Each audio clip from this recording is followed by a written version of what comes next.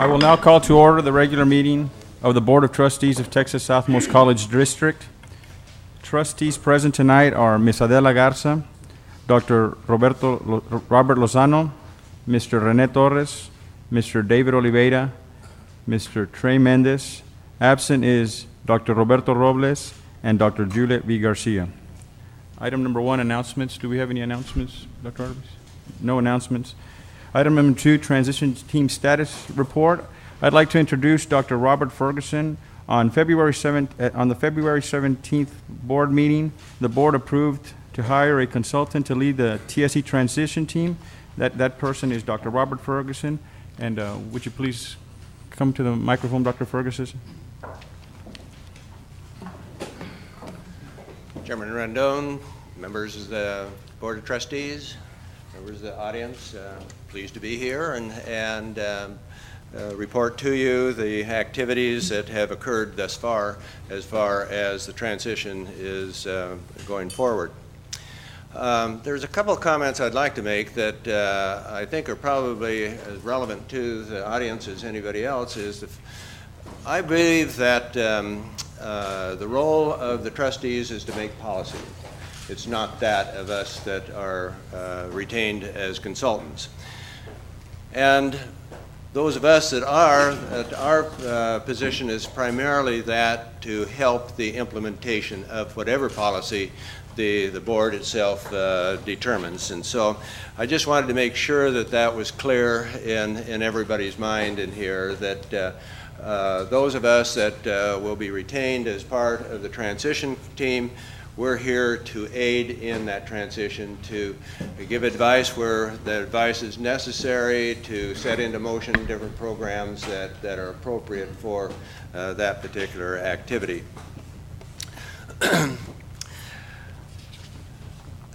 The situation that exists here in Brownsville is quite unique in the fact that at this point in time that the University of Texas at Brownsville and Texas Southmost College is very closely woven together as far as their activities and so on are concerned, and we'll talk a little bit more about that. And the process of dividing these and developing the two autonomous activities and institutions in here will involve first unweaving some of that activity in here, but not all of it, and then recreating the two separate institutions and entities in there.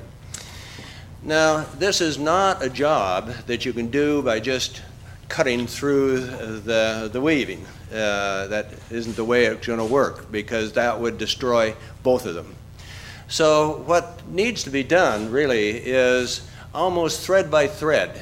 We have to undo it. We have to recreate the two institutions in here with a game plan in mind of what we want the two institutions to look like over a period of time once the separation has been implemented. And that's why it's so important for the two transition teams to work so closely together. And I met just this afternoon with Dr. Garcia, President Garcia of UTB, and we agree on that. It has to be a very, very close working relationship between the two transition teams to work our way through this unweaving and reweaving and so on as we go forward on here. That I'd like to give you a simple example to just illustrate why it almost has to be done, as I indicated, thread by thread. Obviously, it's a fact that all of the personnel, the faculty and staff, are UTB employees.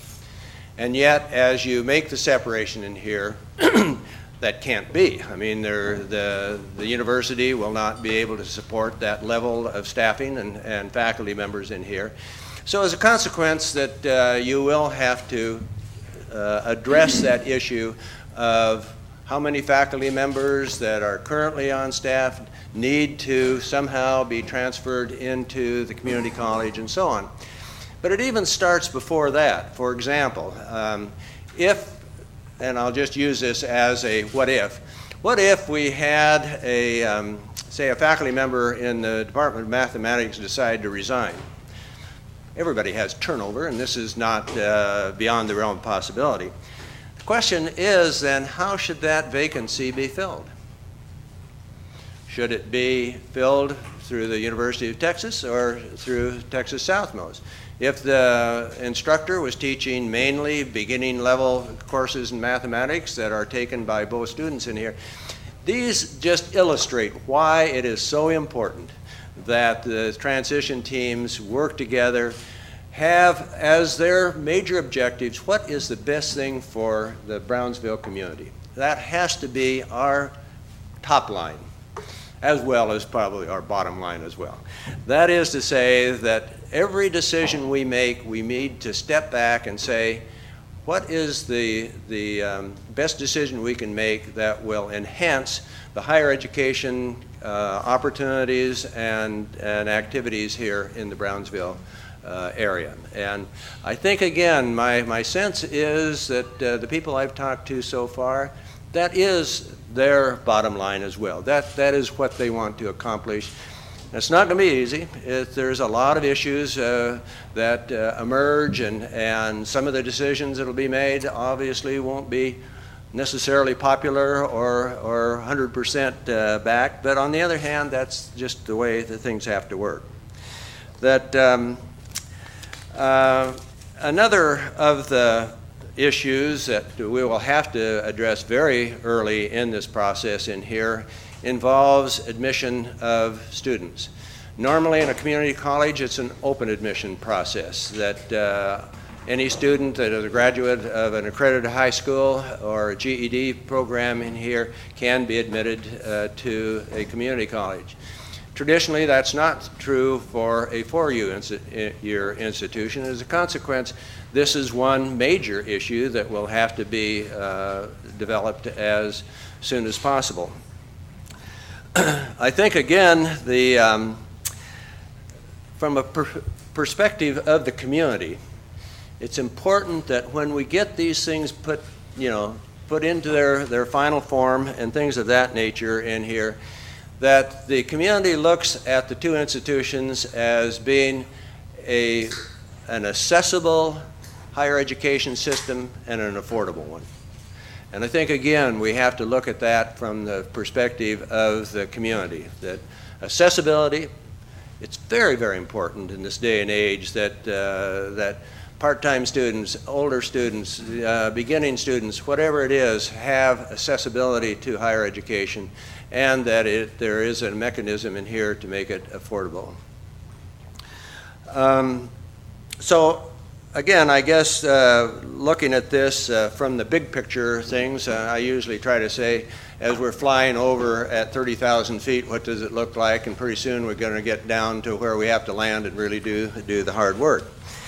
But we are triggering some activities in here. I saw on your agenda where you're considering the process for hiring a permanent president for the Texas Southmost. That's very important. You need someone who has the permanency and the responsibility of making sure all of these things are going to be implemented and done in the way that's expected of this community. So I think that that's something that really needs to be acted on and move forward. I've also recommended to you that you engage Dr. John Anthony as another member of the transition team.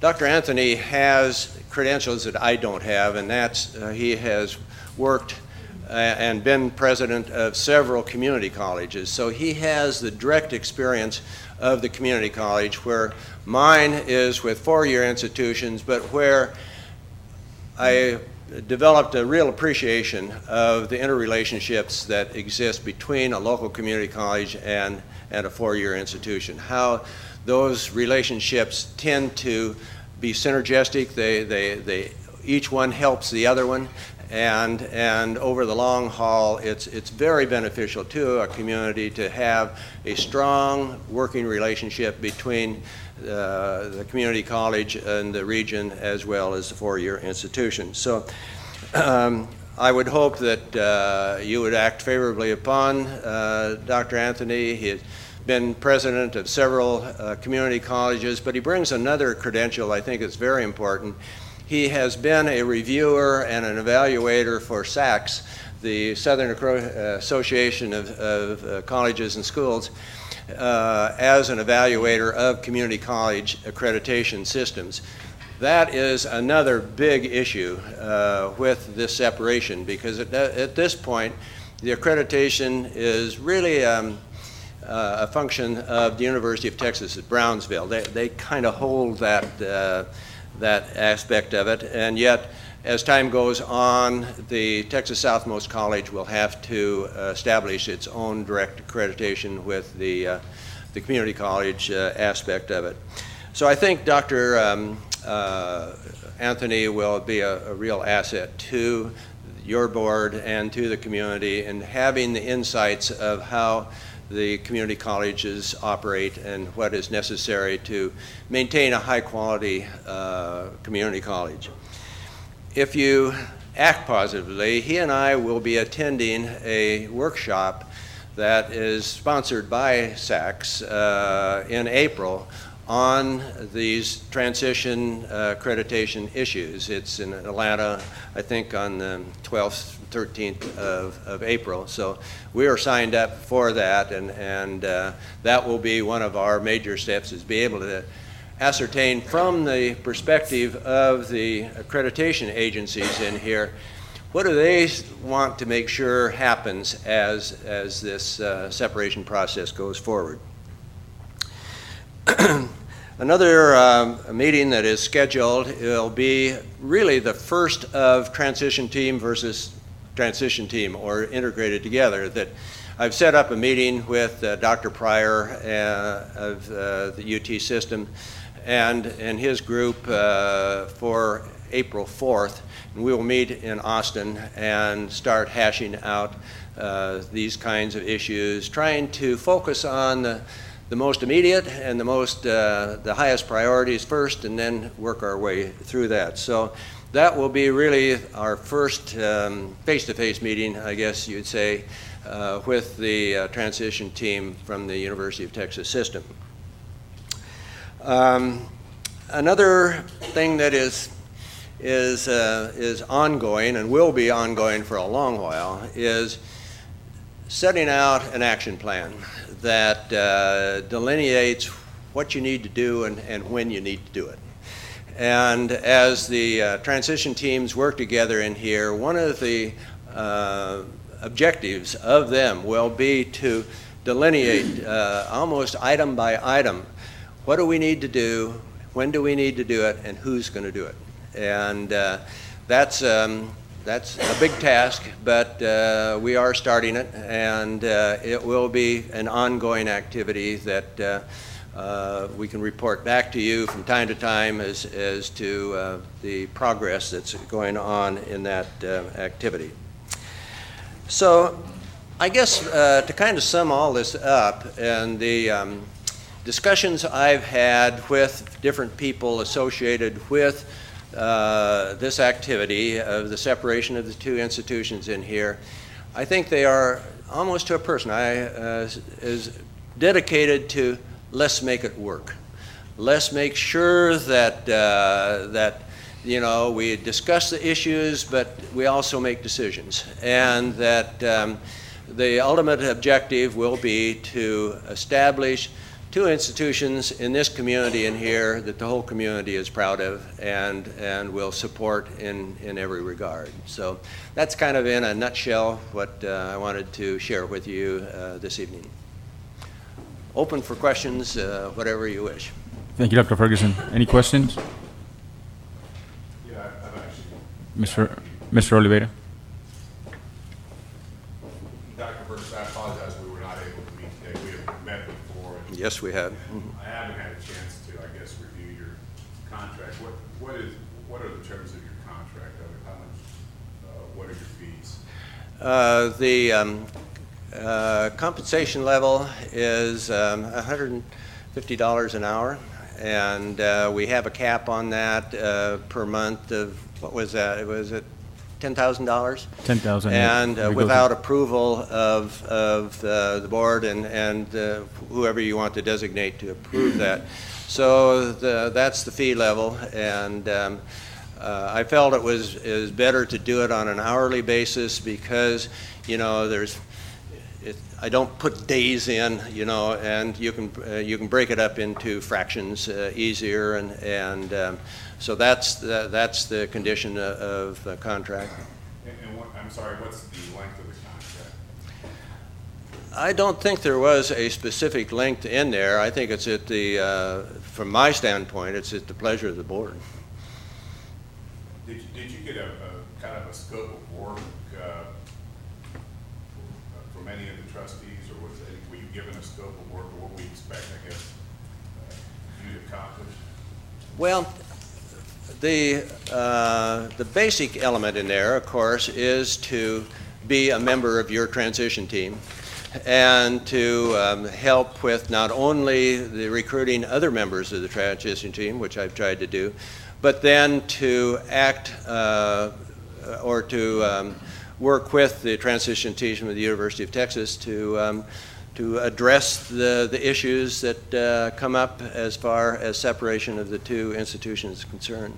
And I guess the reason I ask that is I know in the past when we've hired consultants on this board, we've always, there's usually staff or somebody prepared a scope of work, I guess. And you've worked with, not only are you a consultant, you've worked with consultants before, I guess, with the university president, and you know what I'm referring to when I talk about a scope of work. Of course. Mm-hmm. And so was anything like that prepared for you? Or not really.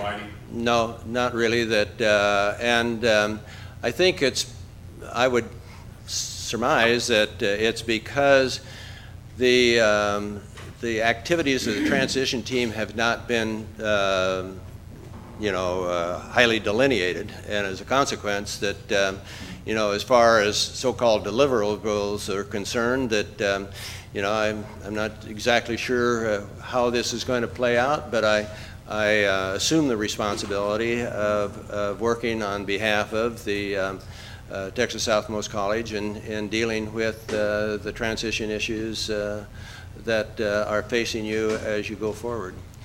I would hope, but I would hope that when you hire a new president, most of my work goes away. Now, I would expect that. I mean that because you need to shift these kinds of issues to a person who permanently and ongoingly represents the development of Texas Southmost. And that brings up a good question. Are you going to assist, I guess, in the presidential search, or are you assist in developing that? I haven't been asked specifically to do that, but I would expect that might be a request of the board, and if so, I think both myself and Dr. Anthony would be prepared to, again, assist the board in one, developing a job description that would be pertinent to this situation, as well as making recommendations about how to recruit the proper individual for that position. Eventually, it'll be your decision of who you'd like to hire. How do you plan on keeping the board informed? Are you going to be doing monthly written reports or presentations at our meetings? Or what is your understanding of how that's going to occur?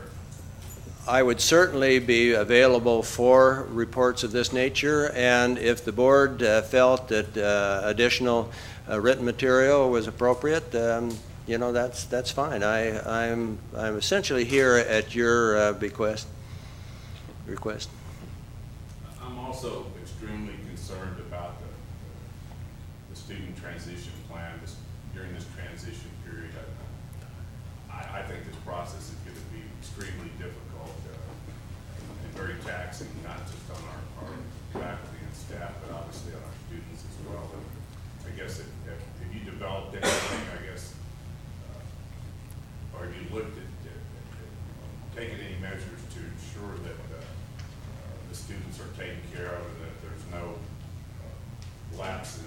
instruction as this transition period, as we are in this transition period?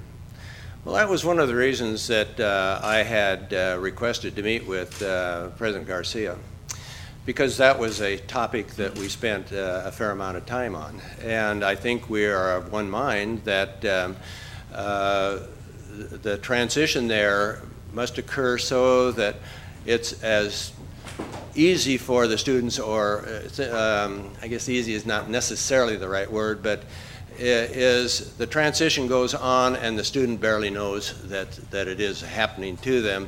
When we talked about developing safety nets, that in the case that, well, what about this, we would have a mechanism that would address those things. Now, as far as details, no, we have not done that.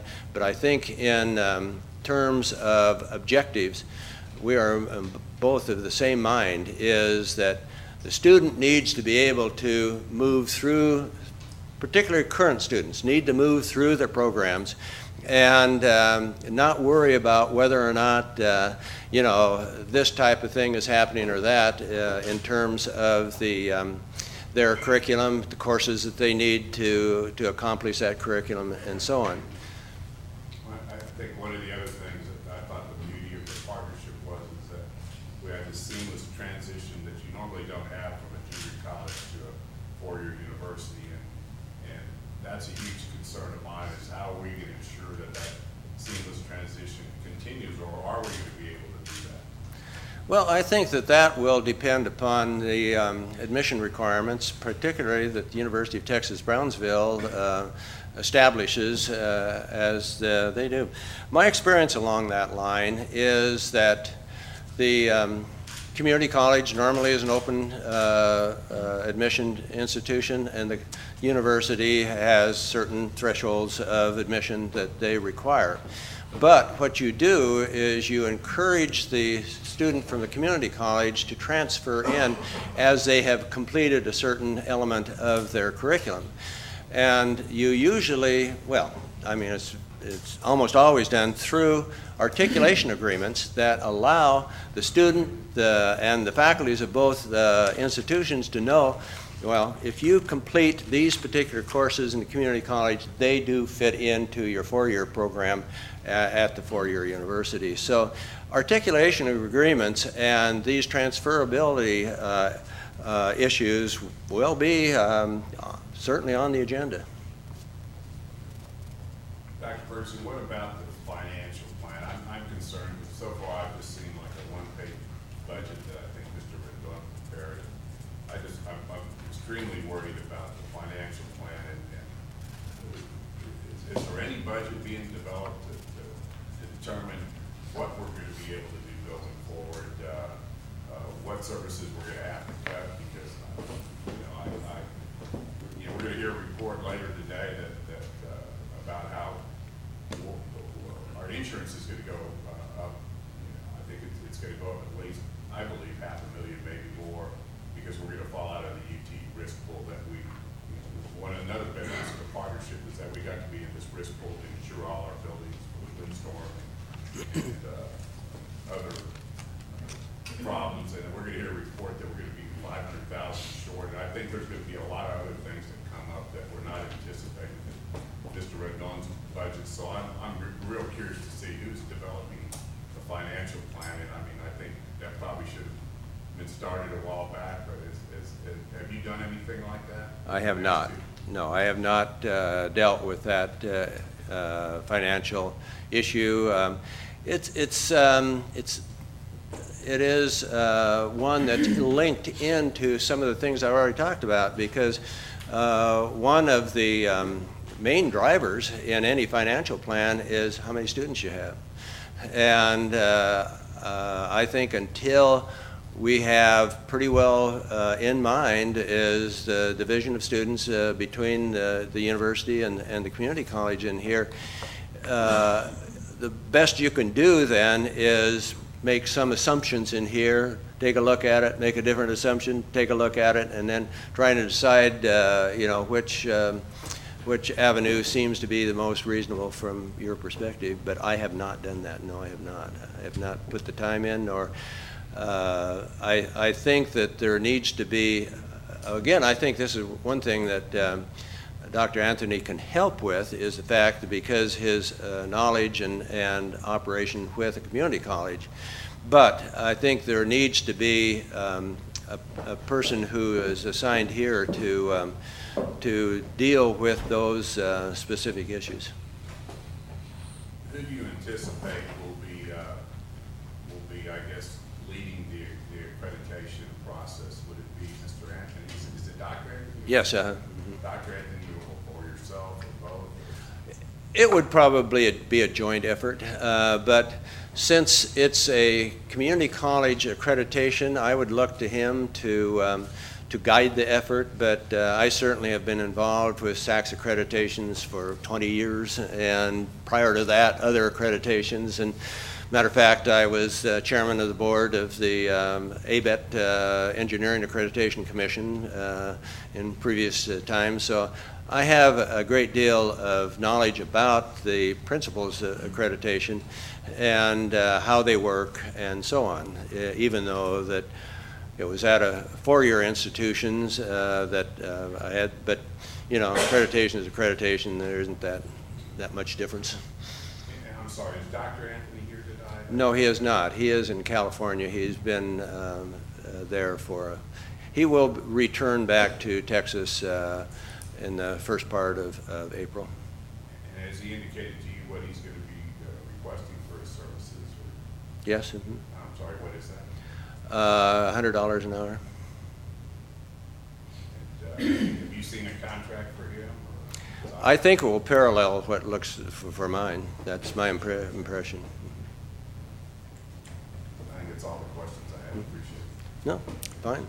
Dr. Lozano? I just have a question. Actually, maybe it's more for the chairman. I just want to, we're going to have letters of agreement or contracts for everyone, our transition team in our office and available.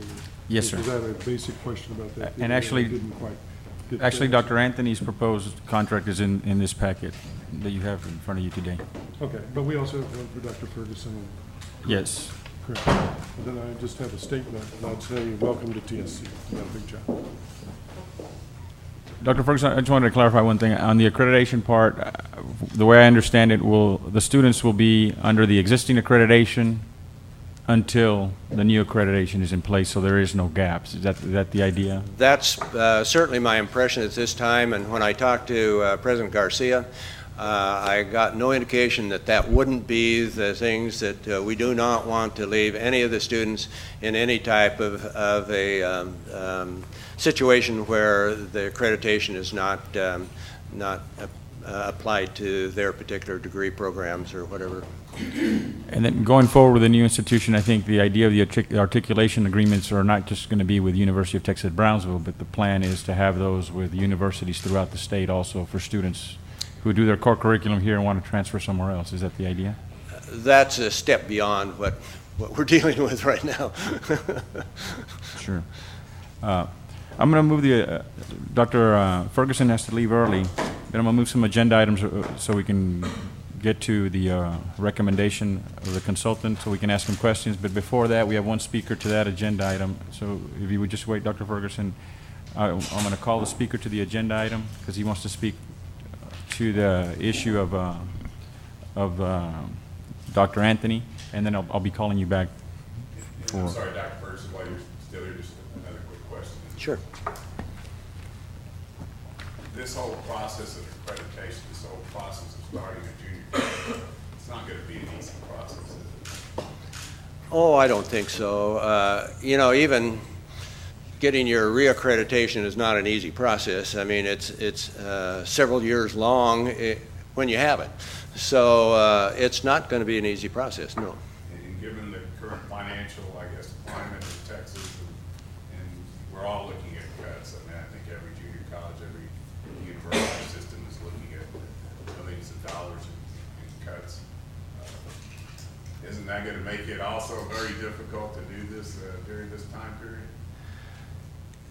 Basically, what the accreditation... I'm sorry, not about accreditation. I'm just talking about starting a junior college, all the financial implications involved in that, and hiring faculty, hiring a new president, hiring, all positions that are required. I mean, this is going to be an expensive proposition, isn't it, Dr. First?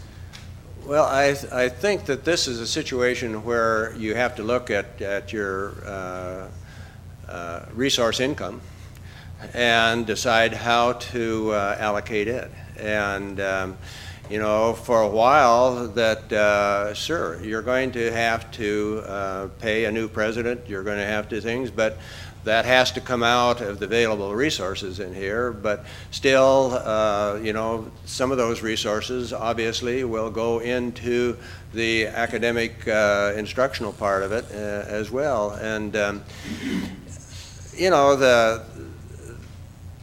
it is not a fun place to be at this point in Texas or in most places in higher ed, because they're getting cut. But on the other hand, I have lived through those in not only this state but 2 other ones, and you do find a way to make it work. And it's not what you would like to do, it's not what, you know, you maybe have planned to do. But if you keep first and foremost, as you go through these agonies and things of that nature, what is really best for our students? What can we do to make sure that the students are still taught by qualified people, faculty members, and so on? You usually, I'm optimistic that the universities in Texas and the community colleges will survive it. And yeah, it's not going to be the same as what we had before, as it shouldn't be, because, you know, if you lack that resources, you've got to cut something out. But I don't think I would say it would be impossible to create the thing under these conditions. But it's going to be, financially, it's going to be very hard, isn't it, Dr. Objection leading. I would, yeah.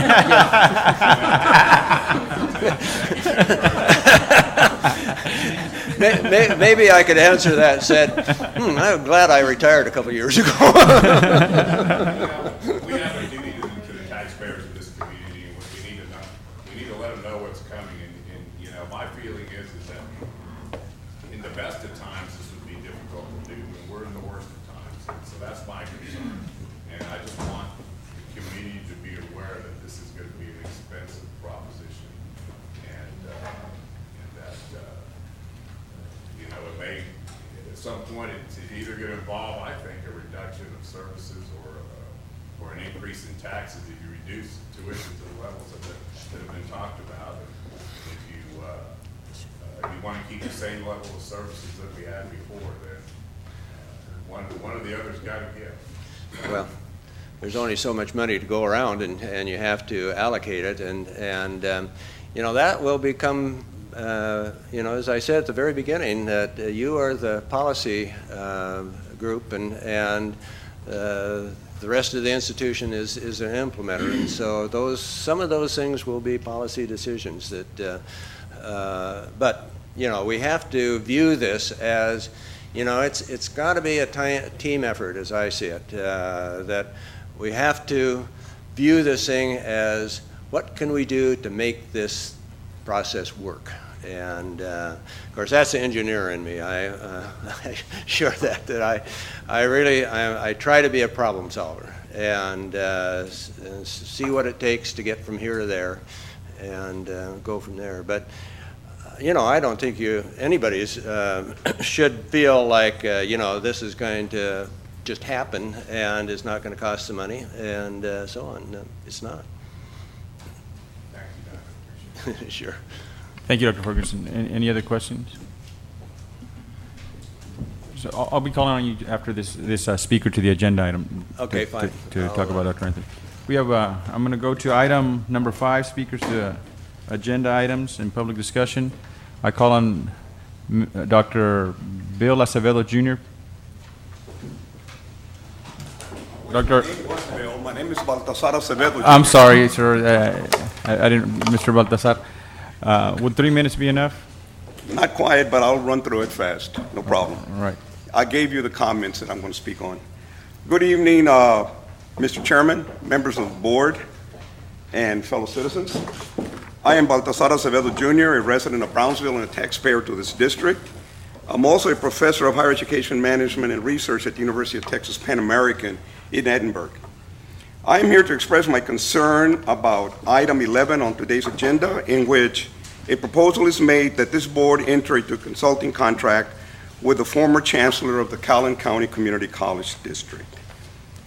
I am requesting that no action be taken on this proposal until further due diligence is conducted, which demonstrates a concerted effort to identify and expand a diverse pool of individuals with direct and demonstrated successful experience as leaders of community colleges. Simply put, putting forth one individual for consideration will not do. I respect the former chancellor of Calhoun County. I know of him. I was a resident of Dallas for 16 years and worked as the consultant to the chancellor of the community college there for 7 years. He is an excellent individual. I'm not calling into question his qualifications. His credentials are impeccable and his capacity is not an issue here. What is of concern is that Texas Southmost College is a Hispanic serving institution and serves a tax base that is over 87% Mexican American, and is located in the Rio Grande Valley, a region that covers 90% Mexican Americans in its demographic profile, according to the U.S. Census Bureau. The city of Brownsville is 93% Mexican American. Are there no Mexican American education leaders out there that possess an understanding of the educational, economic, cultural, political, linguistic, and geographic context of this region and its Mexican American constituencies, and the professional wherewithal to provide guidance to this board? My contention is that we, as a community, need to get input and guidance from experienced higher education professionals who mirror our culture, our language, and our sense of place. This is our territory. Nothing that I've seen seems to convey to me a message that unless we rely on people from north of Kingsville, we're not enlightened. Look at the board, look at the people that were sent down from the University of Texas. Do they represent us? Look at their diversity. Totally disgusting. My contention is that we as a community need to get input and guidance from experienced leaders in higher education who mirror our culture. We're not a minority here, or in Texas, according to Dr. Steve Murdoch. I don't know if you saw today's report. We make up 1 in 6 of the Hispanics in the United States. Dr. Murdoch said that. He is a professor of demography, the former commissioner of the U.S. Census Bureau. I will suggest to this board and this community that it's imperative that Mexican American CEOs and executives with demonstrated experience as community college leaders need to be involved in guiding this most challenging process. These individuals must understand the border region. They must know la gente del valle. To that end, I have provided you the names of 8 outstanding Mexicanos, Americanos. 3 of them are former chancellors of big districts. Leonardo de la Garza, Tarrant County Community College. Max Castillo, San Antonio College, the largest community college in one site in Texas. Look at their names. Dr. Alfredo Los Santos, founder of the El Paso Community College, currently a professor of higher education policy at Arizona State University. Dr. William Segura, who just retired as the president or the chancellor of TSC, the state system. I have provided you the names of women. Dr. Tessa Pollock, president of Radio the Lake, former president of Glendale Community College. Dr. Enrique Solis, Dr. Ramon Davelina, Dr. Ana Shah Guzman. I know these people. I've known all of them for at least 38 years. It just so happens that I am also a retired community college and the founding member of the community colleges of Houston. So when I speak about higher education, you're not talking to a neophyte. I will not appear before this board again. I may come in as an academic exercise. I wish you well. I wish you success, but I will never address you again. I thank you for your consideration. Thank you, Dr. Acevedo.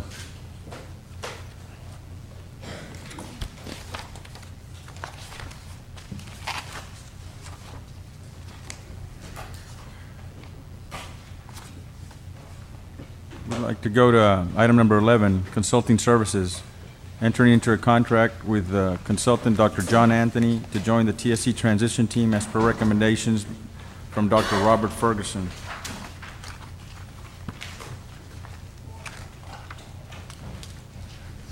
Do we have a motion for that, so we can open discussion? So moved. Do we have a second? Second. So I have a first and a second to open discussion on that. Dr. Anthony's information is in your packet. Have the rest of the board members reviewed his credentials? I have. Resume? I don't have a problem with Dr. Anthony, because he's not the only person we're going to hire, and he's only in the transition team. I had spoken with Dr. Acevedo before, some time ago, and I asked him to have some people apply. I'm surprised he's here because none of his people applied. He could have, I guess he could have called people and said, we need it. But I think at this point is Dr. Anthony needs to work closely with and have a close relationship with Dr. Ferguson to make things happen. So I don't have a problem. Yeah, I don't have a problem with it either. I think that his credentials are really extraordinary. I think he's the kind of person we're looking for to be on our transition team, especially with his SACS accreditation experience and his experience as a community college president. I think he's a fantastic addition to our team, and like Trustee Garza said, he's not the only person we're going to hire. So possibly Dr. Ferguson and Dr. Anthony, if he's hired, can at least consider some of these individuals that Dr. Acevedo pointed out. I think these individuals are highly qualified as well. I don't know if they're interested. Dr.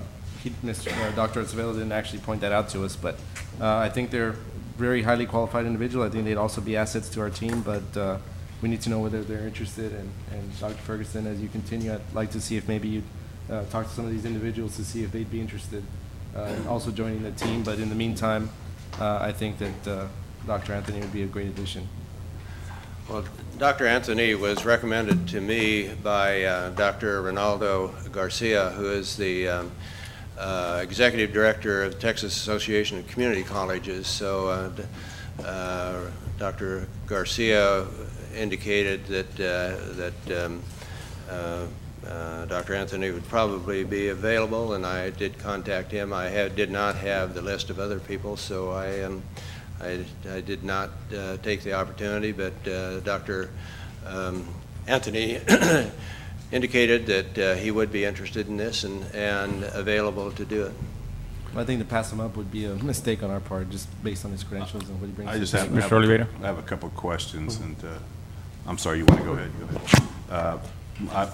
My question is this: is did we issue requests for proposals? Did we we sent out requests for proposals? Did we solicit or advertise for any consultants? Well, we understood that since this is a temporary position. That's not my question. My question is, No, did we use the RFP process? No, we did not. Okay, because normally that's the way I've seen it done on most boards, and so this is a little unusual. Having said that, I have checked Dr. Anthony's credentials, and he appears to be very qualified, so I'm not objecting to the choice of him. I'm just objecting to the process, and I agree with Dr. Acevedo. We should have looked at other individuals, and we should have done a request for proposals like we normally do. I think the idea is for the permanent positions, we are going to be looking through the regular process. This is a temporary position, and here we're also at a disadvantage for the question of time. We tried to form the transition team since this past December, and yourself and other members of the board did not want to form it at that time. And now we're already almost into April, and it's become an issue because we haven't progressed, and we need to get as much help as we can. Dr. Lozano? Yes, and just for the record, as I'm looking through Dr. Anthony's resume, I want the taxpayers and students to know that I see among his honors Educator of the Year, Collin County League of United Latin American Citizens. I see commendation in the California State Assembly for work with Hispanic community. I see commendation in the City of Los Angeles for support of African American students and fulfillment of their educational objectives. And I believe our charge for Dr. Ferguson was to develop the transition team, and if this is his recommendation, and it is, I don't have any objection to that. Thank you. Mr. Torres? No. And yeah, for the record, Dr. Anthony was a founding president of Collin County Community College, also past president of Portland Community College and District in Oregon, and Los Angeles City College in California, so he has vast experience. So at this point, if there's no further discussion, we have a first and a second recommending entering into contract with a consultant, Dr. John Anthony, to join the TSC transition team as per the recommendations from Dr. Robert Ferguson. So I have a first and a second. All in favor? Aye. Aye. Any against? Motion carries. Thank you, Dr. Ferguson. I appreciate it. Do you have anything further for me, or? No, sir. Thank you. Okay, fine. I am available, telephone, email, whatever you wish, at any time, so I am working for you folks, so please, contact me anytime, and I'll try to keep a ongoing communication activity with the board. Thank you, Dr. Ferguson. Have a good trip back. Be careful on the road. Just a couple of things before you go. Up to this point, and just to surmise what you just said, correct me if I'm wrong, in moving forward, nobody said it was going to be easy, and I concur with with David Oliveira's and some of his concerns, and I have the same concerns that he does. But I gather from your presentation, I at no time did you say that this cannot be done. I think what I want from you and from the team and both teams is one, definition, more clarity, and criteria. I think that those are the three things that you, as far as I'm concerned, what is needed is moving forward. Definition as far as defining the student, and clarity as far as who is the faculty, and the criteria as we move forward to define both of those, the student and the faculty and the staff. And I think that surmises, I think, what you just said. Correct me if I'm wrong, but definition, clarity, and criterion. Right on target as far as I'm concerned, and those are, I think, our responsibilities as we go forward in here. And I would welcome those kinds of comments from all of the board members as far as what your expectations are of this transition team, such that we get a real dialogue going in here, so that you know what we're doing and we understand what it is that you would want to have happen. Sure. Thank you, Dr. Ferguson. Thank you. Item number 3, opening statements by trustees. Would anybody like to make in discussions any statements? I just got a brief statement. The board has chartered a new direction for TSC. The implementation effectiveness needs the commitment and contribution of the entire board. We all need to start contributing to the vision of TSC the way it's going to be, not the way some wish it were. We must obtain closure on this tough issue and bring the community back together again. We must effect alignment and action to implement the vision of the majority of the board and create the 2 autonomous institutions that we will have in the future. So hopefully we can all come together and work in that direction. Next item would be item number 6, approval of minutes of the previous meeting. Please review the minutes and see if I have a motion to approve. So move. Wait. Yes, ma'am. Oh. Item number 4, the donation, was that pulled? Say again? It has to be approved, the donation of the bronze. You can go back to, we've got the item of the approval of minutes. I mean, there's nothing you can take them out of order, Mr. Chairman, so we can vote on this one. Okay. All right, thank you. As long as we don't go into an executive session. So we're in the meeting minutes. Do we have a motion from Mr. Torres to approve those meeting minutes? I'll second it. Second from Mr. Oliveira. All in favor? Aye. Aye. Motion passes, is approved. Now back to item number 4, the donation. I believe this item was pulled from the agenda. No, this item will not be acted upon this evening because the donor withdrew the donation, so, Okay. okay. I'm sorry, he withdrew his donation? That's what my notes say. There was an email about that today. Was this in I have no idea why. There was he didn't say why he was. It's actually in our packet, I think. It was an art It was- piece, just to It clarify. was, Would he cite the There was no vote on spec- separation, or is it, he Nope. didn't say anything? Nope, just, Just no to go- no specifics. They wanted to donate a sculpture to the art center, but It was withdrawn. I don't know why. There was no reference as to why.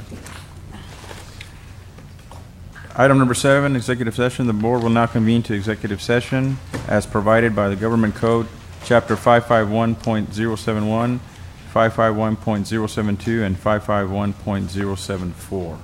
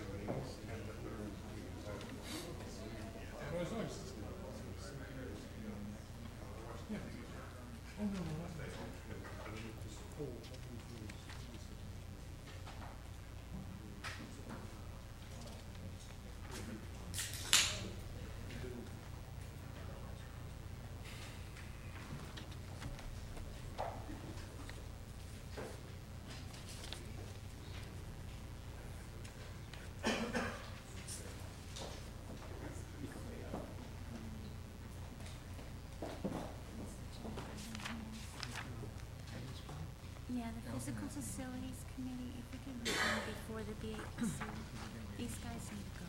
Well, first and the second item on item number 10. To do that first and then that. Okay.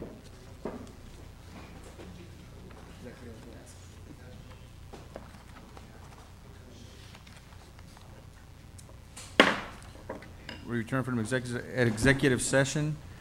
Item number 8, consideration and possible action of matters discussed in executive session. The first item is approval of TSC legal counsel invoices. Do we have a motion to that effect? Make a motion to approve the invoices. A motion from Mr. Mendez. Second. Second by Dr. Lozano. Any discussion?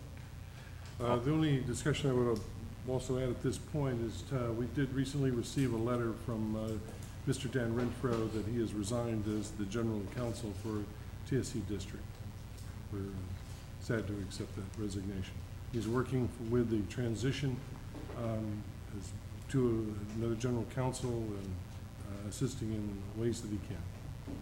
Dan, and also just to point out, I think Dan's been the district counsel for, I believe, over 20 years. Since 1974. Yeah. His law firm or he. So we, Also say we'll work on a resolution, a proposal to recognize that service to TSC District for next session. yes, we're all very thankful for his service. So we have a motion and a second to approve the invoices. All in favor? Aye. Aye. Aye, motion carries. Now we have items, authorize the TSC transition team to enter into discussions and negotiations with Texas State Technical College System for future joint venture opportunities beneficial to the Texas Southmost College District. So move. I have a motion from Mr. Torres. Do I have a second? Second. I have a second from Dr. Lozano. Any discussion? I just wanted to explain that both UTB, TSC, and TSC received a letter from Texas State Technical Colleges offering the opportunity to look at any opportunities that would be beneficial for both institutions or all three institutions is what's going to be in the future when we have our transition. And that's just giving the transition team the latitude to look at that, especially the emerging technologies, which we sometimes don't have the equipment needed for those emerging technologies, and Texas State Technical College does have. We'll be able to figure out a way and bring in some of those programs over here. So I have a motion by Mr. Mendez and a second by Dr. Lozano. I'm sorry, a motion by Mr. Torres and a second by Dr. Lozano. All in favor? Aye. Aye. Motion carries. Now we have leases. We have approval of the ITech leases. Yeah, there's several items. As a matter of a lot of items. I'm going to make it as short as possible here. The Physical Facilities Committee met on March the 14th, 2011. The first item discussed was a proposal for locating the IDEA Public School campus at the ITech Center. And I think we have this evening Mr. Matthew Rendazo to make a presentation. Okay, you can come to the podium.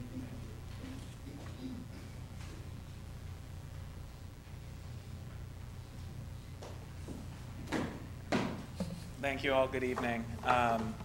So I am here to follow up on a series of 3 proposals that we put before the board to potentially partner and locate an Idea Public Schools, our second Brownsville site, at the iTech Center.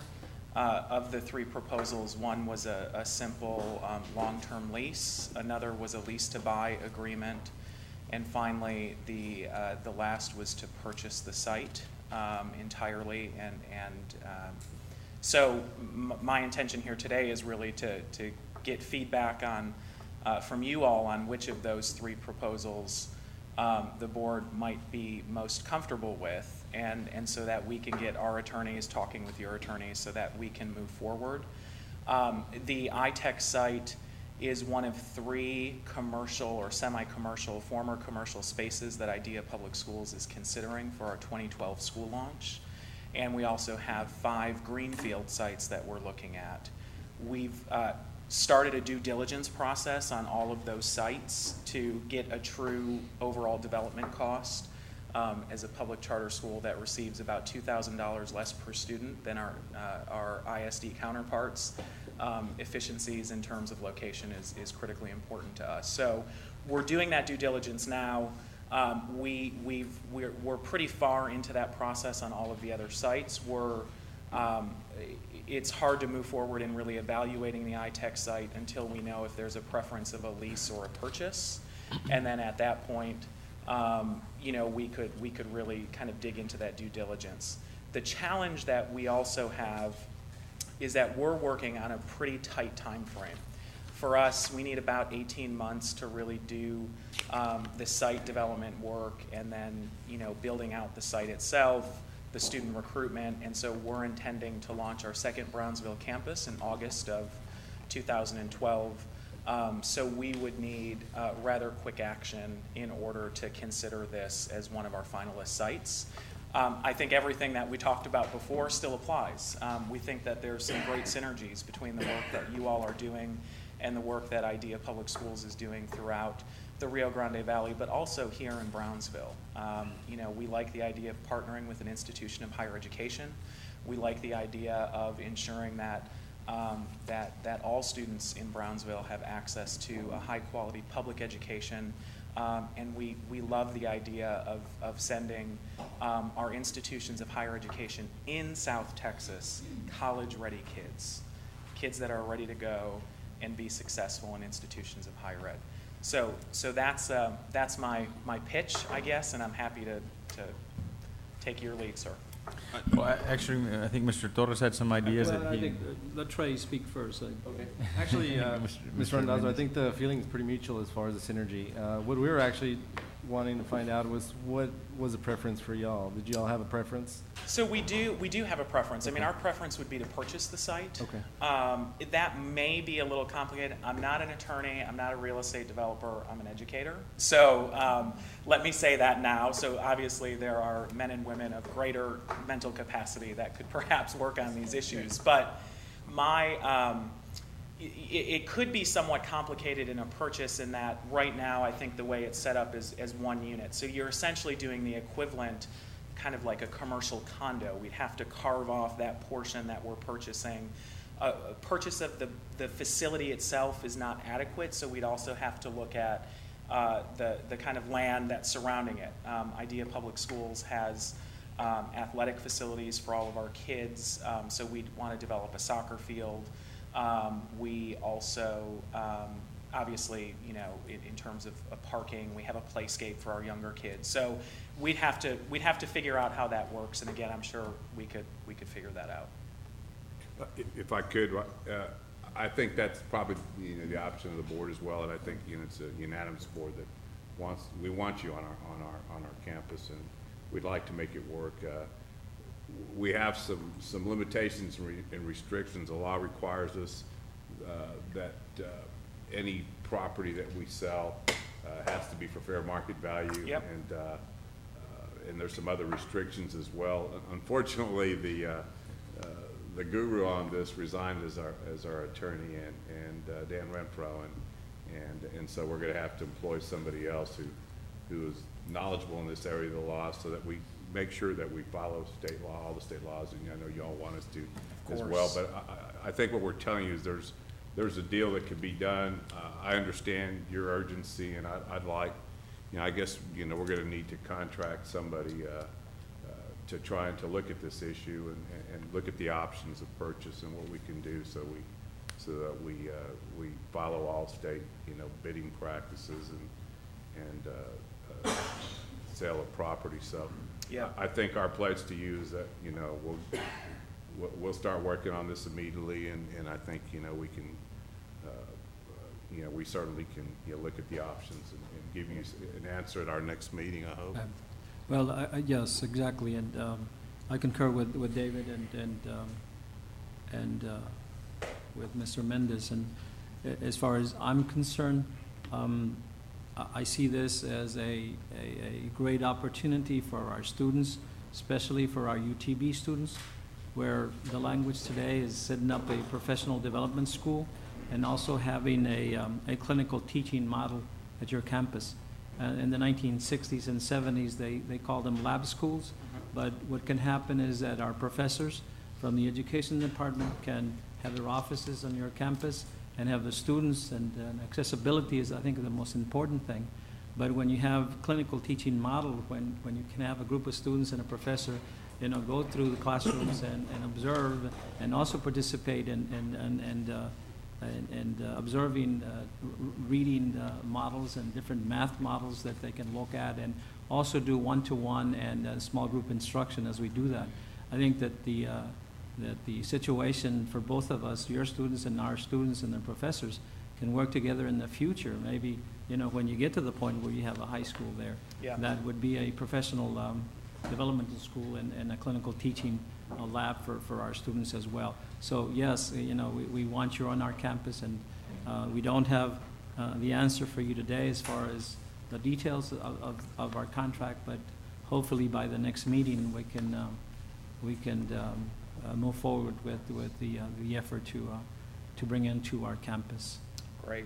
If I may, there are a couple points of clarification. First, I think there are very few win-win-win situations where you're looking at two institutions that I think would greatly benefit from this, but most importantly, public school students in Brownsville. So that's where we've got that kind of trifecta of wins, which is really what has excited us about this potential partnership.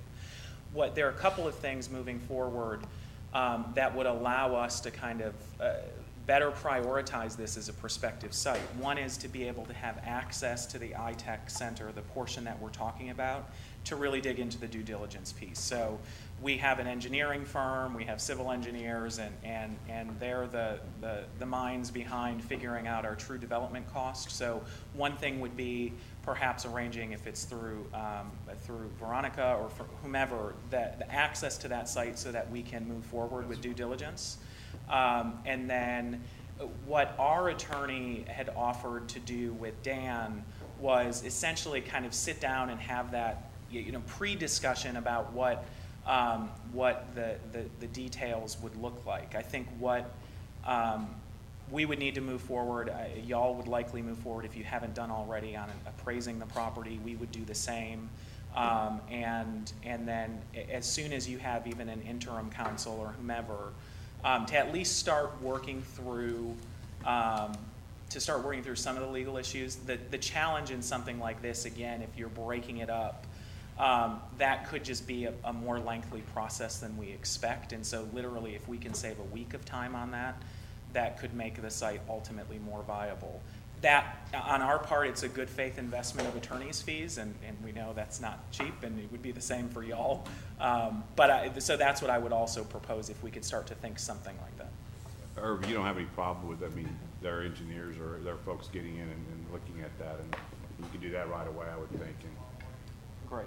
Who's your attorney? I'm sorry. It's Steve Crane yeah. So Steve Atlas and Hall, they do all of our land work. Yeah. Any other questions, sir? No other questions. Do you have a motion? Well, there's no motion. No, that's not an action item. So it's an action item at this point, but hopefully by our next meeting, we can have something concrete on the table. And do you have a date for that? I'm sorry. Do we have a date for the next meeting in April? Yes, it's in here. April 28th.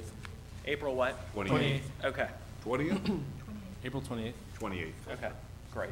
Well, Mr. Chairman, I think I can make a motion that the board authorize Mr. Downing to cooperate fully in developing the due diligence for the ID school project. A second. First and a second. All in favor? Aye. Aye. For the record, I want to show that I abstain. The company I work for does maintenance work for IDEA on other campuses, so I'm abstaining. Thank you. Thank you all. Thank you very much. And if need be, guys, if they move along quickly and we need a special meeting just for this, I'd be Right. willing to do that. Sure. The second item discussed was the adoption of the PSF committee meeting. The second item discussed was the adoption of a resolution granting certain tax exemptions to certain historic sites under the 2011 Heritage Plan. Mr. Gavito and Mr. Goodman are here. If you want to say a few words relating to that, if not, we'll move forward with the approval. No comments? Please move forward. Oh, okay. And we'd be happy to answer any questions. This would be the 25th year of the continued commitment to the restoration and preservation of historic properties in Brownsville. Mr. Gavito and Mr. Goodman presented the 51 historic sites under consideration. The financial implications to the district that I think you should be aware of would be a total of $8,911.95 tax forgone for the 51 properties. The committee recommends, and I move to adopt a resolution granting certain tax exemptions and certain historic sites under the 2011 Heritage Plan. So first and a second to adopt the resolution granting certain tax exemptions to certain historic sites under the 2011 Heritage Plan. Do you have any discussion? I think the only discussion I would have that I've heard that in Austin Community College School District sort of did away with some of their historic heritage tax exemptions, and I think that's a mistake, and because I think we really need to develop those, and I would back this. Personally, as the chair of the Heritage You Council. scared these guys when you said that. Just so everybody knows, I'm actually the chair of the Heritage Council. I work closely with Joe and Peter, and this is a really, really important endeavor. I couldn't say any greater things about this. Yes, we're probably giving up about $8,000 or $9,000 in tax money, but I know firsthand what it takes to maintain a historical property, and the reason these tax breaks are given is because it costs more to maintain a historical property, and it really helps beautify the city, and we're actually the second most historic city in Texas, behind San Antonio. There's a lot of positive momentum for downtown revitalization. We're working towards that. The college has been integral in that, and hope it continues to be. And it's really a great thing, and I encourage people, if they can, to get some historical properties or encourage renovations and development in that arena. Any more discussion? Vote? I have first and a second. All in favor? Aye. Aye. Just for the record, Chairman, I had to abstain. I have 3 properties on that list. So. Mr. Mendez abstains. The motion carries. The next item discussed was the contract with Design Build Solutions, a Tex-Mass company for skylight replacement in Tandy. The evaluation of the roof reflected that it was imperative to replace the existing skylights. The proposed replacement, as far as cost is concerned, is in the amount of $23,899, but there could be a potential to exceed $25,000. The committee looked at this and recommends that I move to award a contract with Design Build Solutions in the amount of $23,889 and authorize the provost to execute the contract. So we have a motion. Do we have a second? Second. We have a second. Any discussion? All in favor? Aye. Aye. Motion carries. The next item on the agenda was a contract to Lone Star Furnishing, a by-board company for design and installation of a bleacher system for the Gaza Gymnasium. The bleachers that have been used in the past were temporary bleachers. The volleyball team has been so successful that we're bringing in big crowds, and this is certainly we're going to add to the aesthetics of the gymnasium, but also will accommodate more people. The cost for this is approximately $65,000. Not approximately, that's what it will cost, $65,000. It will seat approximately 500 seats. It will have accommodation for handicapped and VIP areas. The committee recommends that I move to award a contract with Lone Star Furnishings in the amount of $65,000 and authorize the provost to execute the contract. So we have a motion from Mr. Torres to award the contract to Lone Star Furnishing LLC in the amount of $65,000 and authorize the provost to execute the contract. Do we have a second? Second. A second from Mrs. Garza. Any discussion? All in favor? Aye. Aye. Motion carries. The next item discussed was the contract for backstop netting system for the Scorpion baseball field. This is to replace the chain link fence that is used at this point. The amount to be awarded to the Net Connection LLC is in the amount of $84,304. The committee recommends that I move to award a contract with Net Connection in the amount of $84,304 and authorize the provost to execute the contract. So a motion from Mr. Torres. Do I have a second? Second. Second from Mr. Mendez. Any discussion? Actually, just curious, Renee, is there some sort of warranty or something on this? Should they? Is there a warranty on it? You know, There is a warranty. I don't see it as written here. I guess what I want to know is more or less how long it's gonna last. Do we know how long the last one is? Are we still is this replacing the one that we got when the baseball field was built? Yeah. There is no record of it's written. 2 years? Yes. Okay, thank you. Thank you. Could you identify yourself for the record, please? I'm sorry? Who are you? I'm Patricia Sanchez. I'm the senior vice president of this. I just assist with, I did the solicitation process. Thank you, Patricia. Thank you. Thank you, Patricia. Patricia, you work for TSC? Yes. Okay, and so what is your title? Senior vice. Senior? Buyer? Buyer, okay. So we have 3 employees. The next item discussed was the declaration of brick material as surplus property. Do we vote? I don't think we voted. We haven't voted yet. Oh, yeah, I thought you had voted. I'm We sorry. had a first and a second from Mr. Mendez. No further discussion. All in favor? Aye. Motion carries.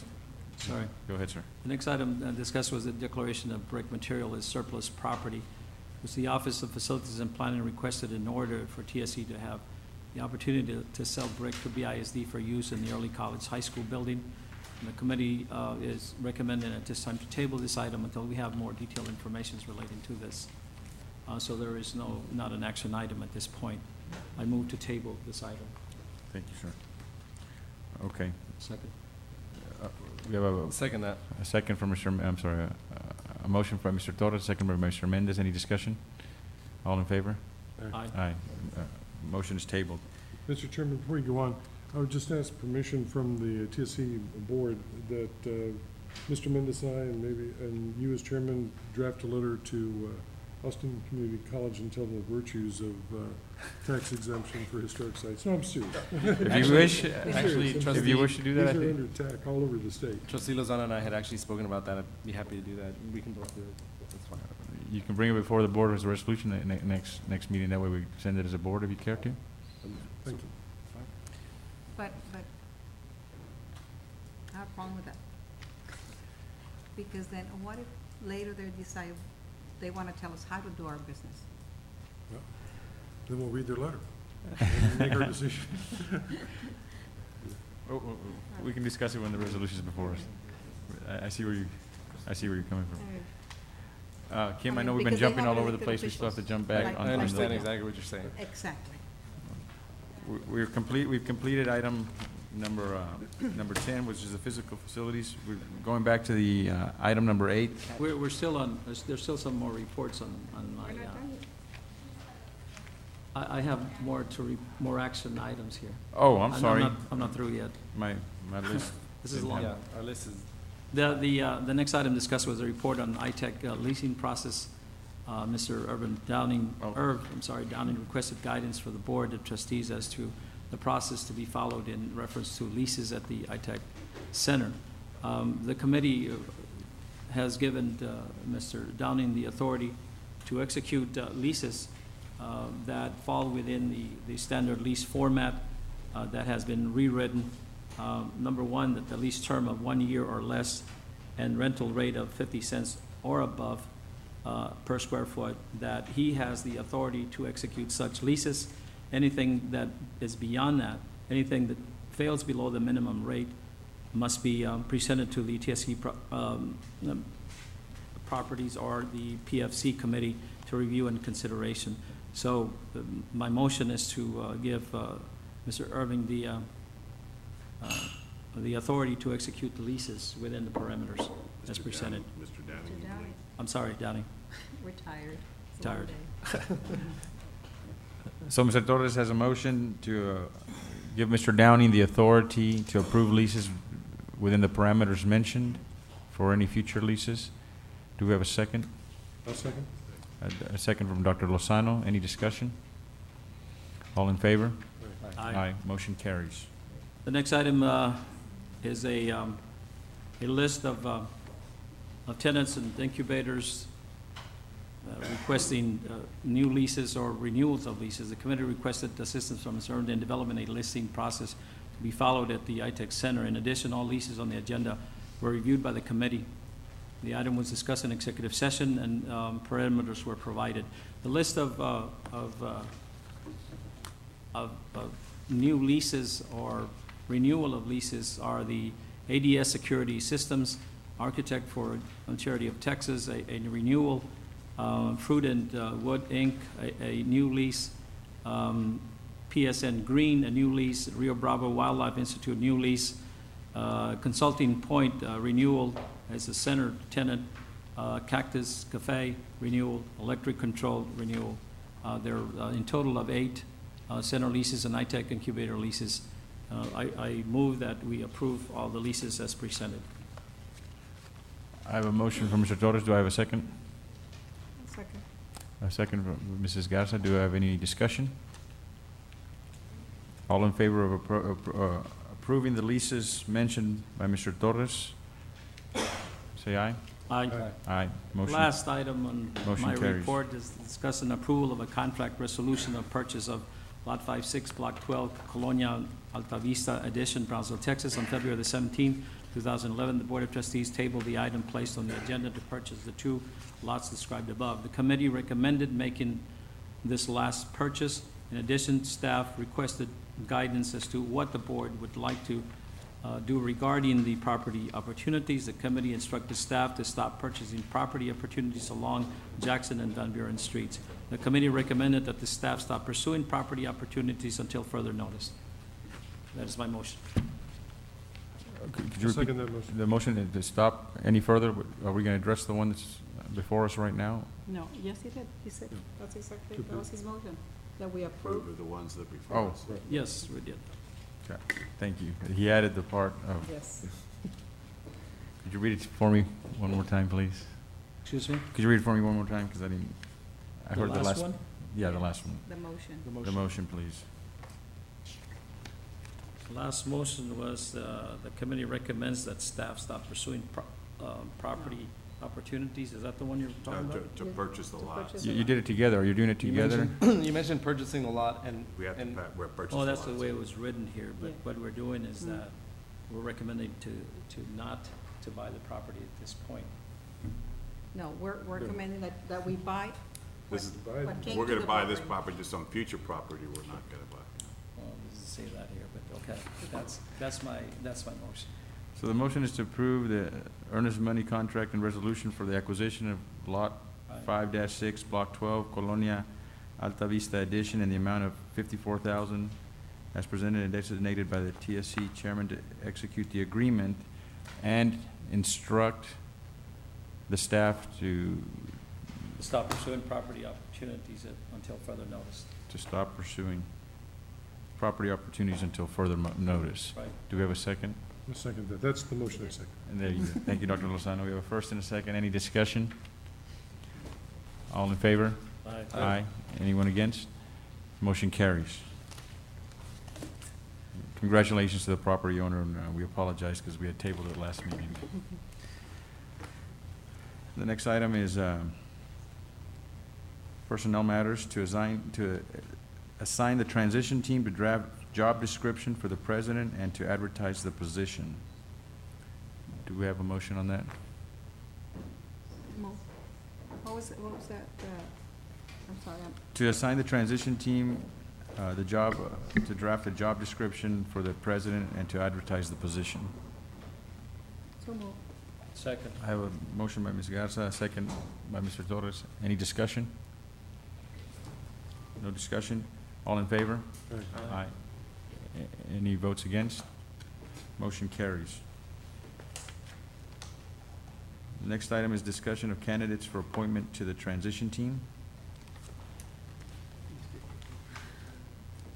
Oh, it's not in mine. I apologize, mine doesn't have that. I'll take that back. We're gonna do the next one is, discussion for the approval to re-advertise for the Assistant Vice President of Finance position. Do we have a motion? So moved. I have a motion from Mr. Torres to re-advertise for the position of Assistant Vice President of Finance. A second. A second by We Ms. need that. Garza. Any discussion? We need that person desperately.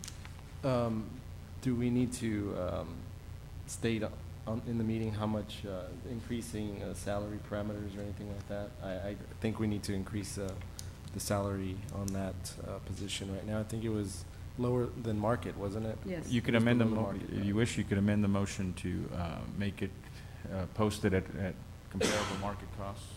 I'll- Well, why don't you just put salary negotiable? Hmm? Yeah. Yeah. Just put salary. Well, that's the problem. We put negotiable the first time around, and we had trouble getting good responses. I think there was actually a salary range, and the salary range was below market from what I remember. Salary commensurate with experience?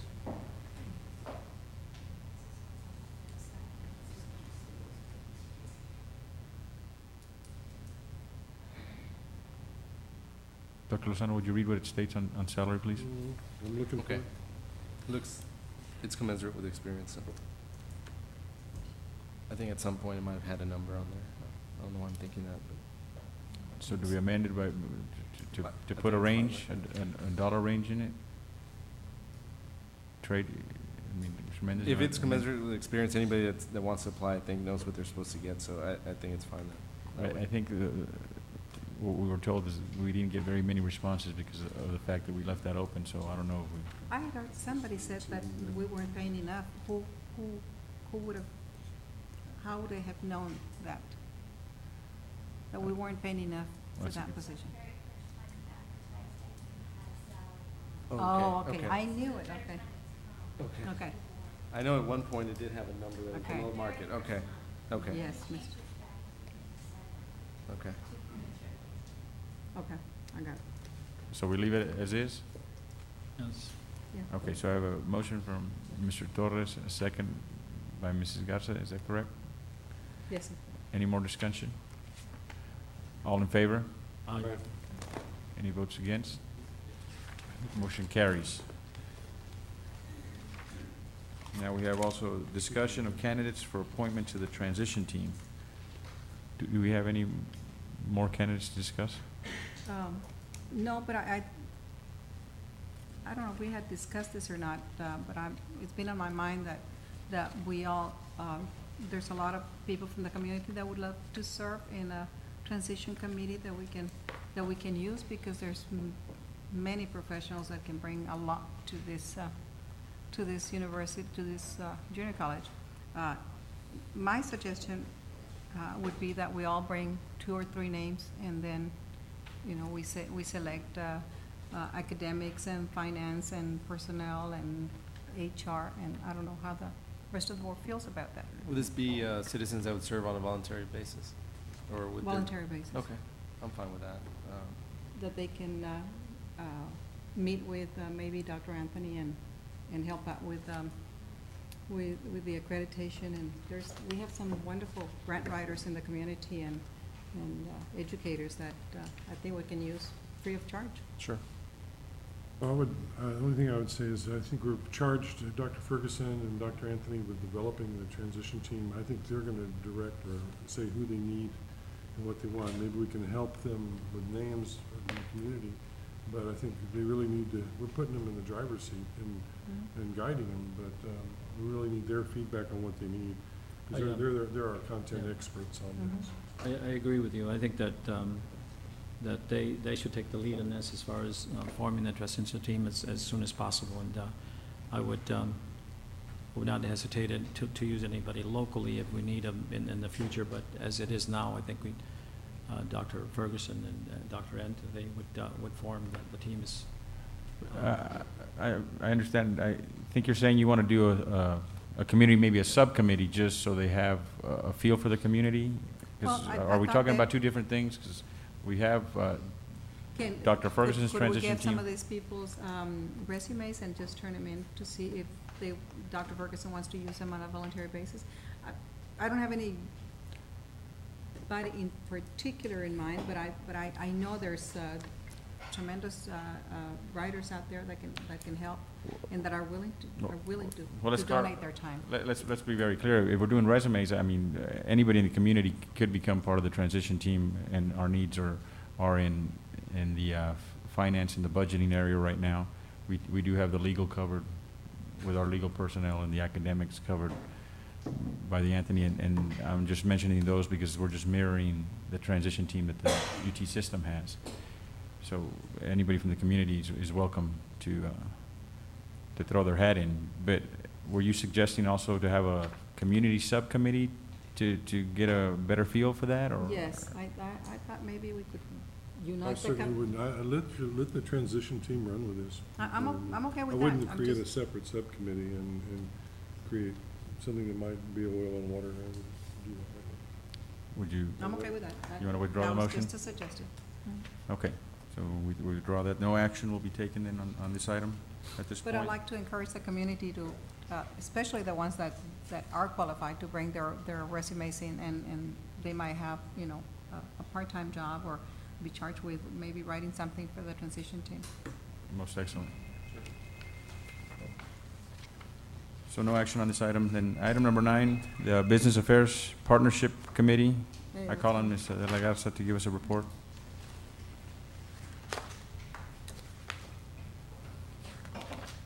Is it only one page, Kim?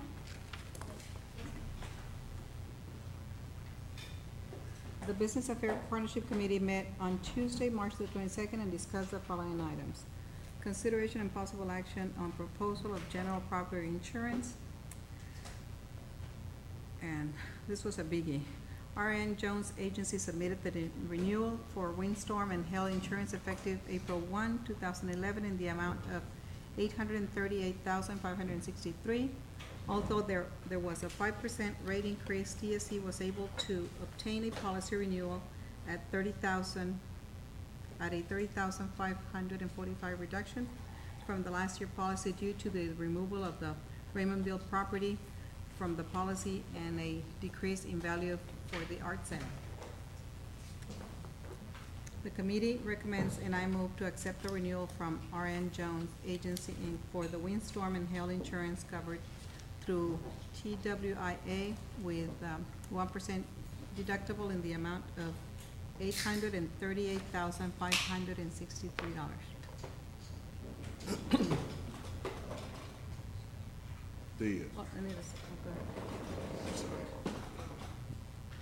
Do we have somebody we making a have- presentation on that, or, because I had a few questions on that. I think Rosemary made the presentation at the committee level, and I'm sorry, Rosemary Martinez, and I thought I believe also, I think, Phil Dendy's here as well from Do we have the insurance agent? On the TRIA policy, Mr. Rivera, Mr. the Brown. agent, Sid Brown is here. I'll be happy to answer any questions. We don't have a presentation. It is a renewal of a bid that you all put out 2 years ago, and this is the third and final year that you have available. It is the windstorm policy insurance. It's the Texas windstorm, which is the state-supported and funded pool. So the limits are standard. You can insure up to $4 million on each building.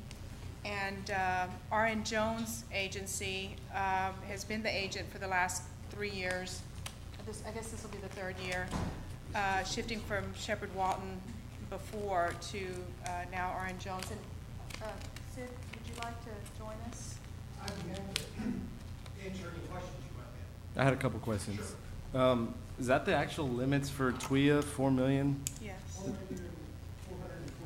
Is that that's the limit per property? For the building and contents together on Okay. any one piece of property. Because I noticed that there was some 80% and some 100% co-insureds on there. Traditionally, it's usually at about 80% co-insurance, right?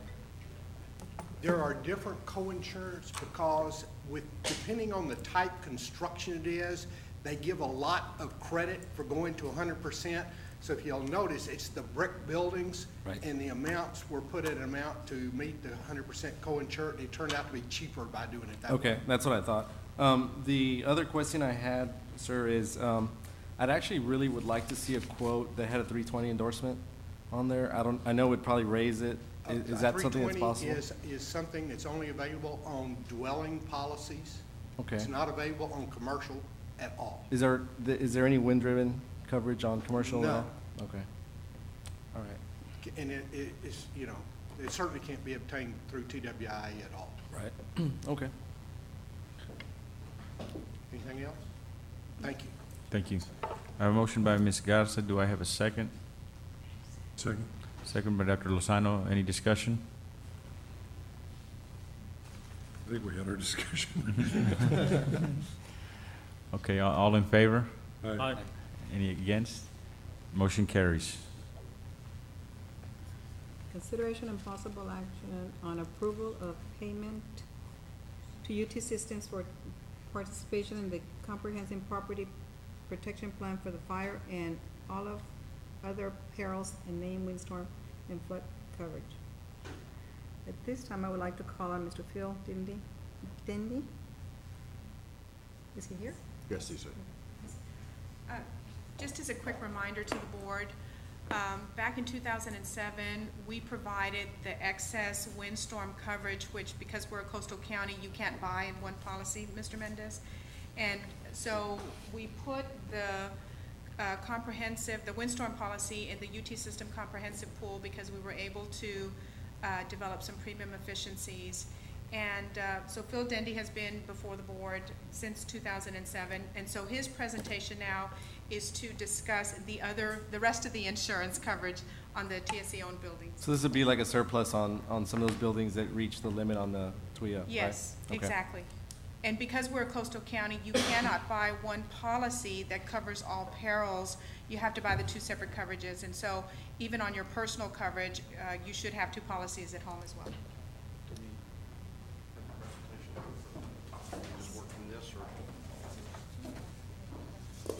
He's got it for you. Okay.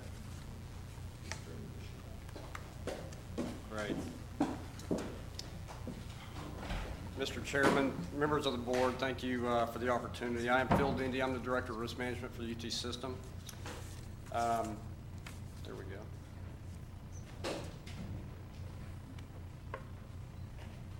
Great. I am going to give you a little bit of a quick update about the comprehensive property protection plan that we've got, just to give you a little bit of background, and then we'll move forward with regard to the estimated 2011 renewal and provide the renewal options that we have available to us this year. Our comprehensive property protection plan, we call it CP3. We've got two different programs. There's a fire and all other perils program, and then the named windstorm and flood program.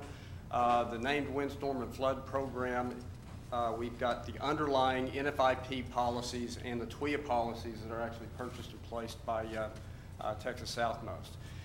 Included in the plan as we exist, we've got a self-funded retention, and there's an institutional deductible into that retention, and then a significant deductible that we have getting into the commercial insurance layer. Because of that, we've got a replenishment schedule. It's a 5-year replenishment schedule for all the institutions to pay that back, including the institution that had the loss. That's one of the issues going forward that we're going to have a discussion about. This program does include replacement cost coverage for all the real and business personal property of the university. It also includes business income losses. We began including Texas Southmost College in the program in April of 2007. And based on the estimates, we have TSC has experienced savings of about $1.8 million over the last 4 years in the program. There will be some additional savings this year as well. Initially, we had the agreement with TSC that half of those savings would be used for property conservation measures, and that the other half, I believe, was going into a funded reserve, which I think is reflected up there as well. This is just a schematic of the fire and all other perils program. There's an institutional deductible of $250,000 into the funded reserve, which has a $5 million deductible before we get into the commercial insurance layer. That's the current structure. For wind and flood policies, this is Galveston and Houston. It's a similar structure, only we have the underlying NFIP and TWIA policies, the institutional deductible. Then there's a layer of a deductible, which is a flat $50 million deductible for Galveston and Houston before we get into the commercial insurance layer of $100 million of coverage. Those underlying TWIA and NFIP policies can erode that big deductible. That's only deductible. Now, the reason I say this, the reason I left this chart in here, that was the previous plan that y'all also participated in. Last year at renewal, we were able to significantly reduce the deductible for Texas Southmost, as well as all other institutions that are outside of Galveston and Houston, to a 5% location deductible. So that was a significant enhancement that we had last year.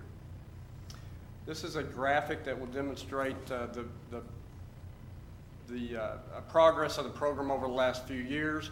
In 2006, prior to participation in the UT system plan, you paid approximately $1.4 million. Restated based on those rates for 2007, that would have been about $1.8 million. In 2007, your first year to participate in the plan, your actual premium total was about $628,000. So there was a significant reduction in premium that you paid that year. Since that time, you have significantly increased in values, almost 80% in the total insured values. And participation in the plan in 2010 was about $1.1 million, still well below the values that or the premium that you paid back in 2006. There's a couple of different options that we need to discuss. As I mentioned, given the situation with regard to the transition and the partnership that will be coming to an end, there is not an option for replenishment back into the fund. So I want to present a couple of different options that we have for the renewal this time to take care of that replenishment issue. Your first option is to renew the current structure with a $2.5 million per occurrence deductible and a 5% per location deductible for named windstorm and resulting flood. That would result in a total premium of $275,000 approximately. The other option would be, and just that is comparable to the actual amount of premium that you paid into the plan last year. I believe that you paid about $260,000 into the plan last year. We've had a significant increase in values last year, so it actually is a little bit of a rate reduction. The other option is to renew the program and actually buy down that $2.5 million deductible to a $250,000 per occurrence deductible for fire and a 2.5% per location for named windstorm. The estimated premium for that particular program would be $750,000. This is how it's going to look either way. The deductible amount at the bottom is just going to be up to you to decide tonight about how that's going to be handled. But you'll have the TSC deductible. Any resulting amount of loss that hasn't reached our commercial layer that begins at $5 million would be handled by the CP3 fund. And then we would get into the commercial layer for fire and other perils. It's got significant limits there. The proposed wind program would work similar. You've got the underlying NFIP and TWIA policies. Then you get into the deductible layer that is a percentage deductible, either 2.5% or 5%, depending on which option you choose. Any remaining losses before we get into the commercial layer would be handled by the fund. And then we've got the commercial layer that sits on top of that that's available if we were to have a loss that exceeded those limits. That is a large deductible on the percentage, but as I mentioned, the TWIA losses, the TWIA policies will in fact erode that large deductible. So, yes, sir. The NFIP and TWIA, the only way that you're gonna have any windstorm or flood coverage kick in is once the NFIP and TWIAs are exhausted, right? No, Is this excess coverage over and above the TWIA? Those are the underlying layers because we've got a large deductible before we get into the commercial insurance. So yes, they're gonna respond first. Those Right. are low. Right. They've got low deductibles and they're lower limits. Right. And then it'll be those losses do apply to the deductible. So it would erode that 2.5% or 5% deductible, and then it'll get into the commercial layer. So I guess, for example, So I guess the answer to your question is yes, this would sit on top of those Right. TWIAs. It would be I mean, excess to that. Right, because there wouldn't be any money paid for any loss unless the coverage was, I guess unless it reached its TWIA or NFIP limit, right? So for example, like on a building that's insured for the max of $4 million, let's say the Arts Center, if there's a loss of, let's say $10 million on the Arts Center, then you're gonna go through your $4 million with TWIA. Right. Then you're gonna have a 2.5% deductible over and above that, and then you're gonna get into the CP3 coverage. Is that Well, right? that $4 million is paid by TWIA. Right, I understand that. Would erode that 2.5% or 5% deductible. Oh, okay, Yeah. okay. It's gonna knock that down. Okay. And then the various carriers, is that like reinsurance? Is that what those are? In a program the size that we have, in order to put together as much coverage as we need, it just, no one individual insurance carrier has the capacity to put out there. We've got a number of different carriers that participate. Lexington Insurance is actually Right. the biggest carrier that we have on the program, and then there's a lot of other London markets, Right. Bermuda market, The other Lloyd's. markets that participate, excess markets, and Thanks. surplus. Thanks. And that's my presentation. Happy to answer any additional questions. We've got a couple of options that we need to discuss. We've got an April the 1st renewal. We are not complete yet with putting together the package.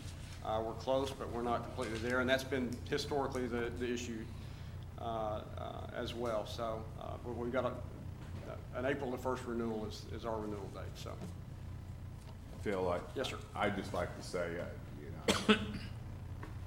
I can remember being on this board in 2004, 2005, 2006, when all the hurricanes started hitting and premiums just started going through the roof. And our premiums, were jumping up over $1 million and just eating into our budget surplus. And I remember thinking, why can't we have a risk pool, or something like that? And y'all came along and saved us, as you say, almost $2 million over a 4-year period. Sadly, that's coming to an end, though, right? Right. And do we Yes, have? it Are is. you saying we have one more year? Yes, sir. This will be the last year we're going to be able That's to because do of that. this. The replenishment issue is an issue. First, there's an insurable interest issue going forward. But the replenishment issue right now is a real issue.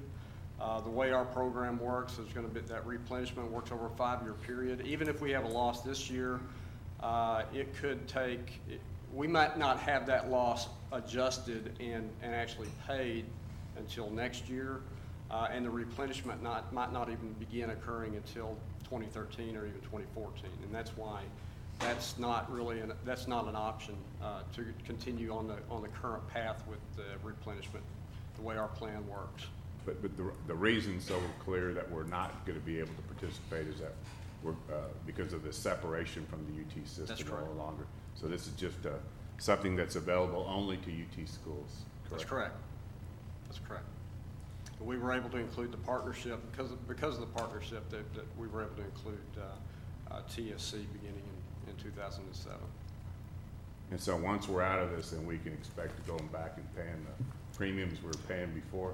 You will be subject to the market forces, whatever those may, which we are as well, but given the size of our program and the scope of our program, we've got a lot of values at risk that assist us in making, in buying that down. And which a lot of. And also, we've got a diverse exposure because we're in West Texas and Dallas area. I mean, one of your issues is the coastal exposure, and that's the big ticket item, obviously. But once we're out of that pool, then we're just back to the same position we were before we got into. You're going to be back to a similar position as far as the procurement of insurance that you were before, yes, sir. One other question. Since we've been with this risk pool, how much has there been any payouts to us on any of this coverage? We've had no losses. Okay, thanks. Any more questions? Is there a recommendation as to which? Well, we need to decide which plan we want as a board. Because David and I didn't want to do it alone. David, did you have a recommendation? It was too big a decision. I wanted the whole board to look at it and make a recommendation. No, I'm actually just very disturbed, disappointed that this is one of the many savings of economies we talked about being in a partnership and that we're going to lose as a result of splitting up. So I don't have any recommendations, whatever the board wants to do. Well, guys, again, I guess then the only difference is going to be we're looking at a $500,000 difference. The only real benefit I would think is going to be the $2.5 million deductible versus $250,000 deductible. This is a point where we're going to gamble because if we actually have losses, it's more convenient, honestly, to have a $250,000 deductible. There hasn't been any payouts since we've been in this pool, even considering we've had Dolly, Ike, and Hermine. So, we operate under option one right now, or something given similar? our uncertain financial future, I don't know that I guess we want to be gambling, so it may be better just to go with the safe. That's what I'm saying. I mean, it's going to cost $475,000 more, but if we have a loss, we're protected because if we lose, we're losing 2.25. Yeah, I wanted to remind you, you do have a pool. You've got a fund that's got a little over $1 million in it right now. Okay. That was in a previous slide. So we could actually take from that to pay the premium? Is that what you're saying? No, well, I don't know what, you can probably. Or is that applied towards losses? No, Mr. Mendez, the trustees at the time that the coverage was shifted over to the pool agreed to maintain the same level of budget, which right now I believe is about $1.4 million. And so the savings were put in a reserve fund at the trustee, at trustee action. And so the funds are restricted, but they're restricted by this board. And so right now, as of November 30th, Nancy is going to report out in your financials that you have $1 million sitting in that fund reserve. And so the reserve was supposed to be built to allow you to cover higher deductibles. And part of it was to do the 50% property conservation that you see on that last bullet, which you have done. But the $1 million is available to the board to cover deductibles. Okay. And your budget right now is, I believe, $1.4 million. 1.2? Yes. So if you go for the option that has the lower deductible, your premium cost is going to be 1.6 total, the TWIA that you just approved plus this, which will exceed your current budget. And so I just wanted to make sure you knew that. So basically the only way to stay within budget is to take the higher deductible? That, and then we're going to have $1 million in a budget. Right, we're going to have $1 million that would kind of help offset the higher deductible. So in other words, if we have over $250,000, we have $1 million in reserve against, which would be like 1.25. So your risk is not the 2.5. Right. Your risk is the 1.5 because right. you have $1 million that would be available. Right.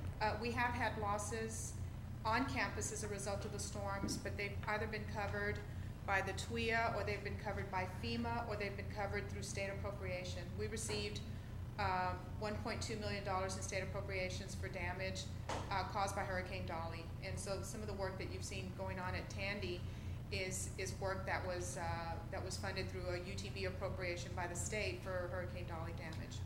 So we've had other reimbursements for storm damage. Yeah, and I'm sorry, I didn't mean to, there's been no payments, there's been no losses against this. Right, in other words, nothing, we've paid in, but nothing's been paid back. Right. Right, okay. Right.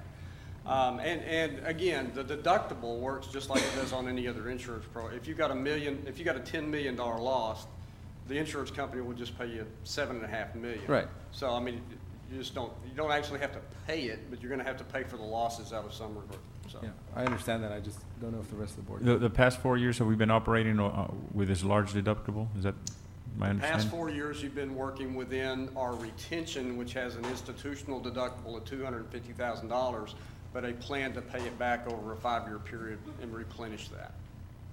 So you've had a $2.5 million deductible, but that deductible would be paid back to the fund over a 5-year period. That's the replenishment that I talked about earlier. Okay. Okay, what? I think we should. We should go with what? With probably, is your recommendation, Rosemary, to go with the lower deductible?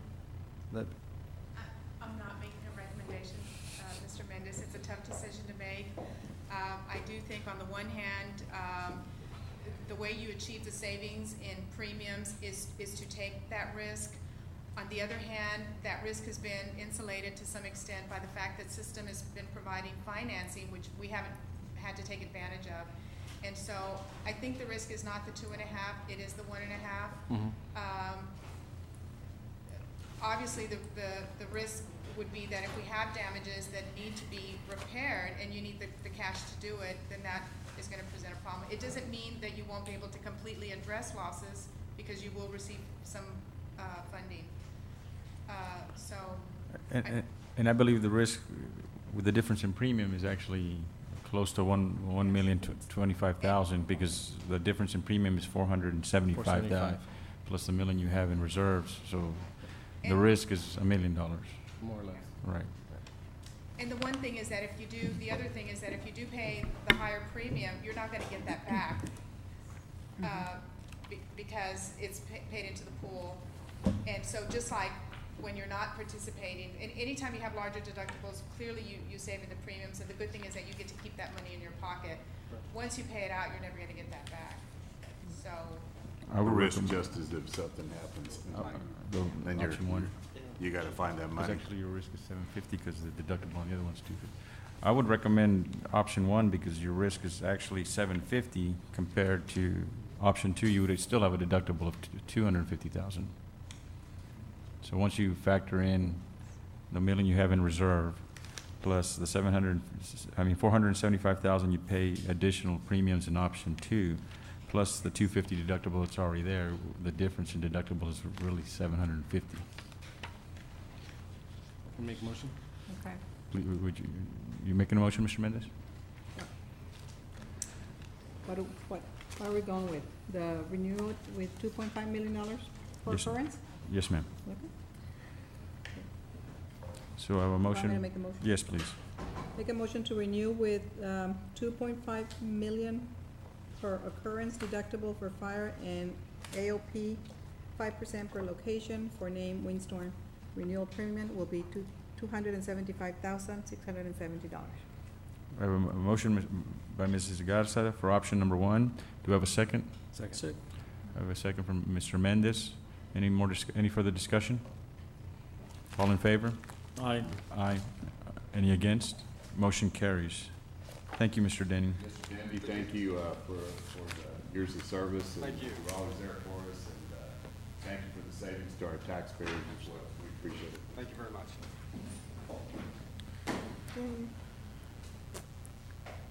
We have, At this time, we're going to have report on TSC first quarter financials from Ms.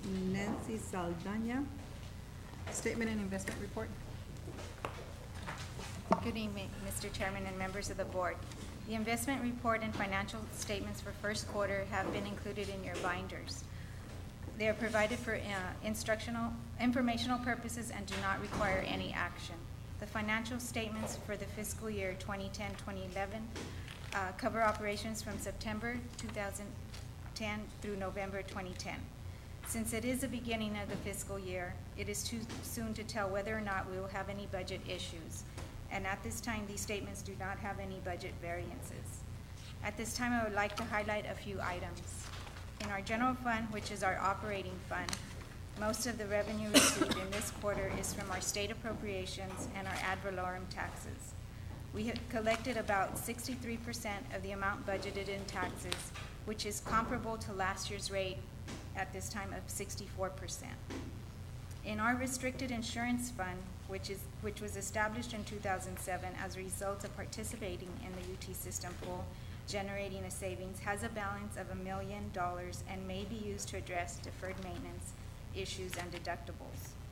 Also in September of 2007, a resolution was adopted by the Board of Trustees to establish the TSC Trustee Scholarship in our general fund, and any unspent dollars would be transferred to the restricted scholarship fund. Excuse me. As of this quarter, the balance in the restricted scholarship fund is $1.8 million. And at this time, I would like to present the first quarter investment report, which at this time totaled $18,362.67. This interest is being generated through the district's various checking and CD accounts with BBVA Compass Bank. And at this time, I would take any questions regarding these statements. At this point, we haven't. Would you rather not have it? Oh, I'm sorry. You confused me. We haven't done any budget revisions this quarter. So. No, sir. Okay. There wasn't any needed. There's not any variances at this time. Any questions? There's no action needed on this. No, sir. Thank you very much for your presentation. Okay, thank you. You did good. For consideration and possible action on approve of EBS Spectrum lease agreement for FCC call signed WLX 945. The committee reviewed an update from Mr. Renfro regarding the status of the negotiation, and the committee recommended, and I move that the board authorize the district legal counsel to negotiate the best possible lease prior to May the 1st, which is 2011, which is the deadline. I would only amend it to say, just to specify Dan Renfro, since he has resigned, but he has agreed to continue negotiating this lease, but I would just amend to say authorize Dan Renfro to negotiate the best possible lease. Ms. Garza, would you like to amend your motion? Yes, I can do that. The committee recommends, and I move that the board authorize Mr. Dan Renfro to negotiate the best possible lease prior to May the 1st, 2011, which is the deadline. And I'll second that. I have a first by Mrs. Garza, a second by Mr. Oliveira. Any further discussion? All in favor? Aye. Aye. Any against? Motion carries. Then item number 12, Arts Center balcony seating. I call on Dr. Alan Artebis, Provost, for an update on the Arts Center seating. Thank you, Mr. Chairman. Trustee Torres raised some questions about balcony seating in the Arts Center. We reviewed our files, and in your packets tonight is the information about what was done to remedy the situation.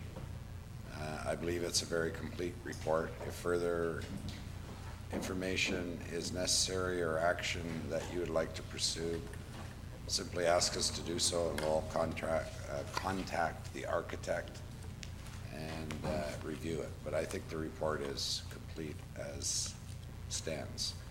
There were remedial actions taken in response to some of the problems, as you will note in the report.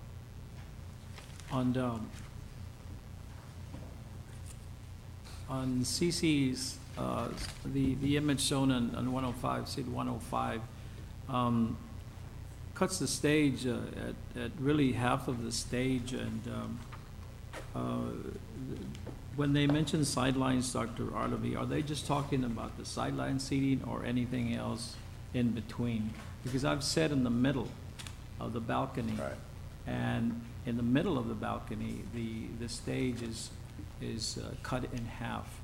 And I think at the time that I sat with Veronica Mendez, and I also had asked Dr. Garcia to also view the stage from that point about 6 or 7 months ago. And I had asked them, did you see a problem with this? And it was not only the sidelines, but in the middle of it where the stage was being cut. It's like you see on seat 105. Right. Have you done a walkthrough and Yes, seen any I know improvement? the issue that you're addressing, Mr. Torres, and the fact is there isn't a perfect solution to the problem.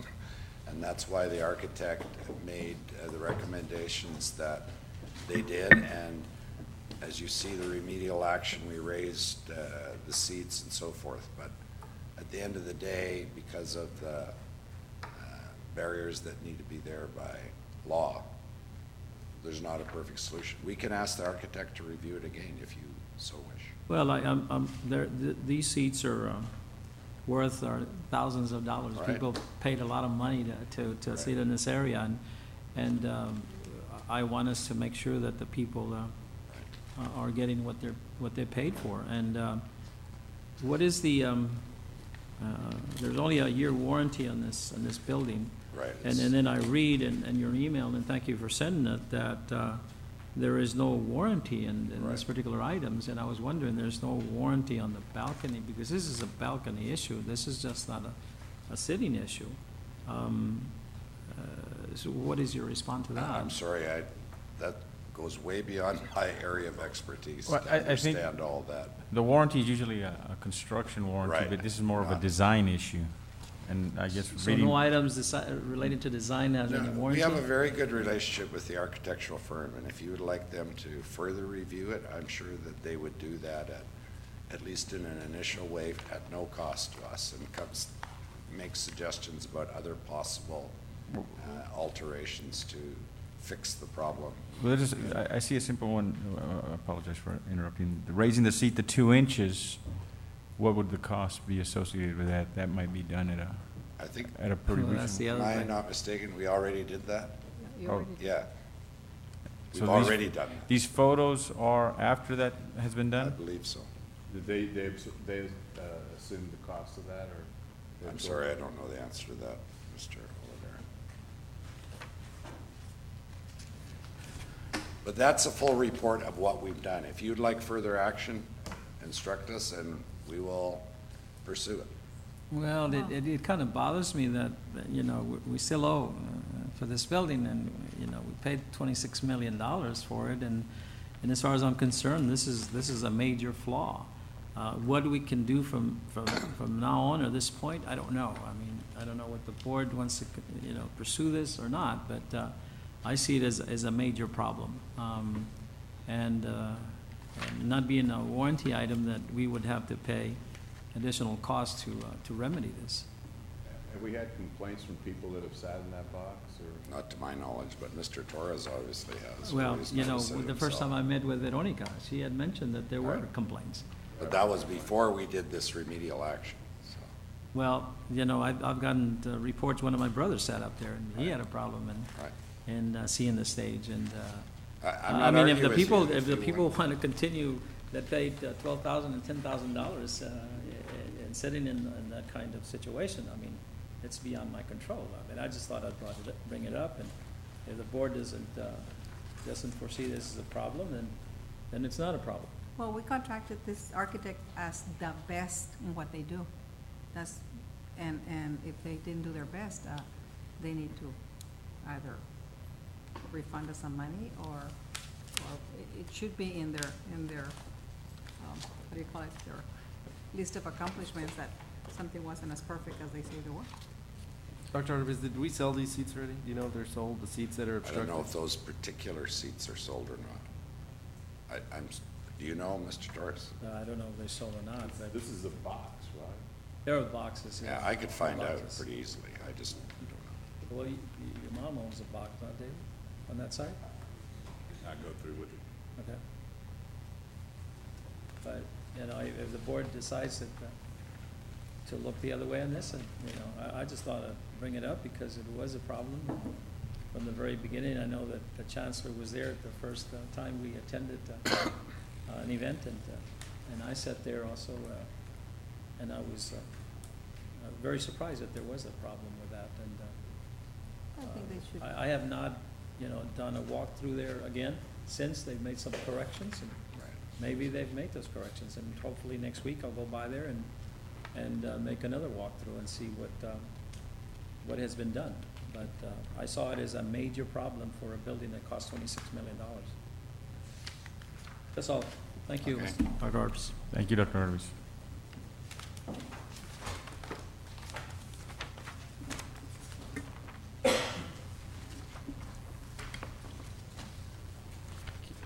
Did we address all the items? I believe so. We jumped around a little bit, but we have addressed all the items. Yes. Item number 13, proposed meeting dates, Thursday, April 28th, May 19th, and June 23rd, which was has been changed to June 16th to make that the third Thursday, to continue with the third Thursday of every month, to continue the order. I think one of the things we need to consider as far as April is concerned, that we have the information we need or a contract for the ideal proposal, that we meet in special meetings, call a special meeting to do that. I think we can all agree that if we need to do a special meeting for that, we should, to help meet their dates, to let them know that there's that commitment from us. If there's no further, I will entertain a motion for adjournment. So moved. Motion for adjournment, second. All in favor? Aye.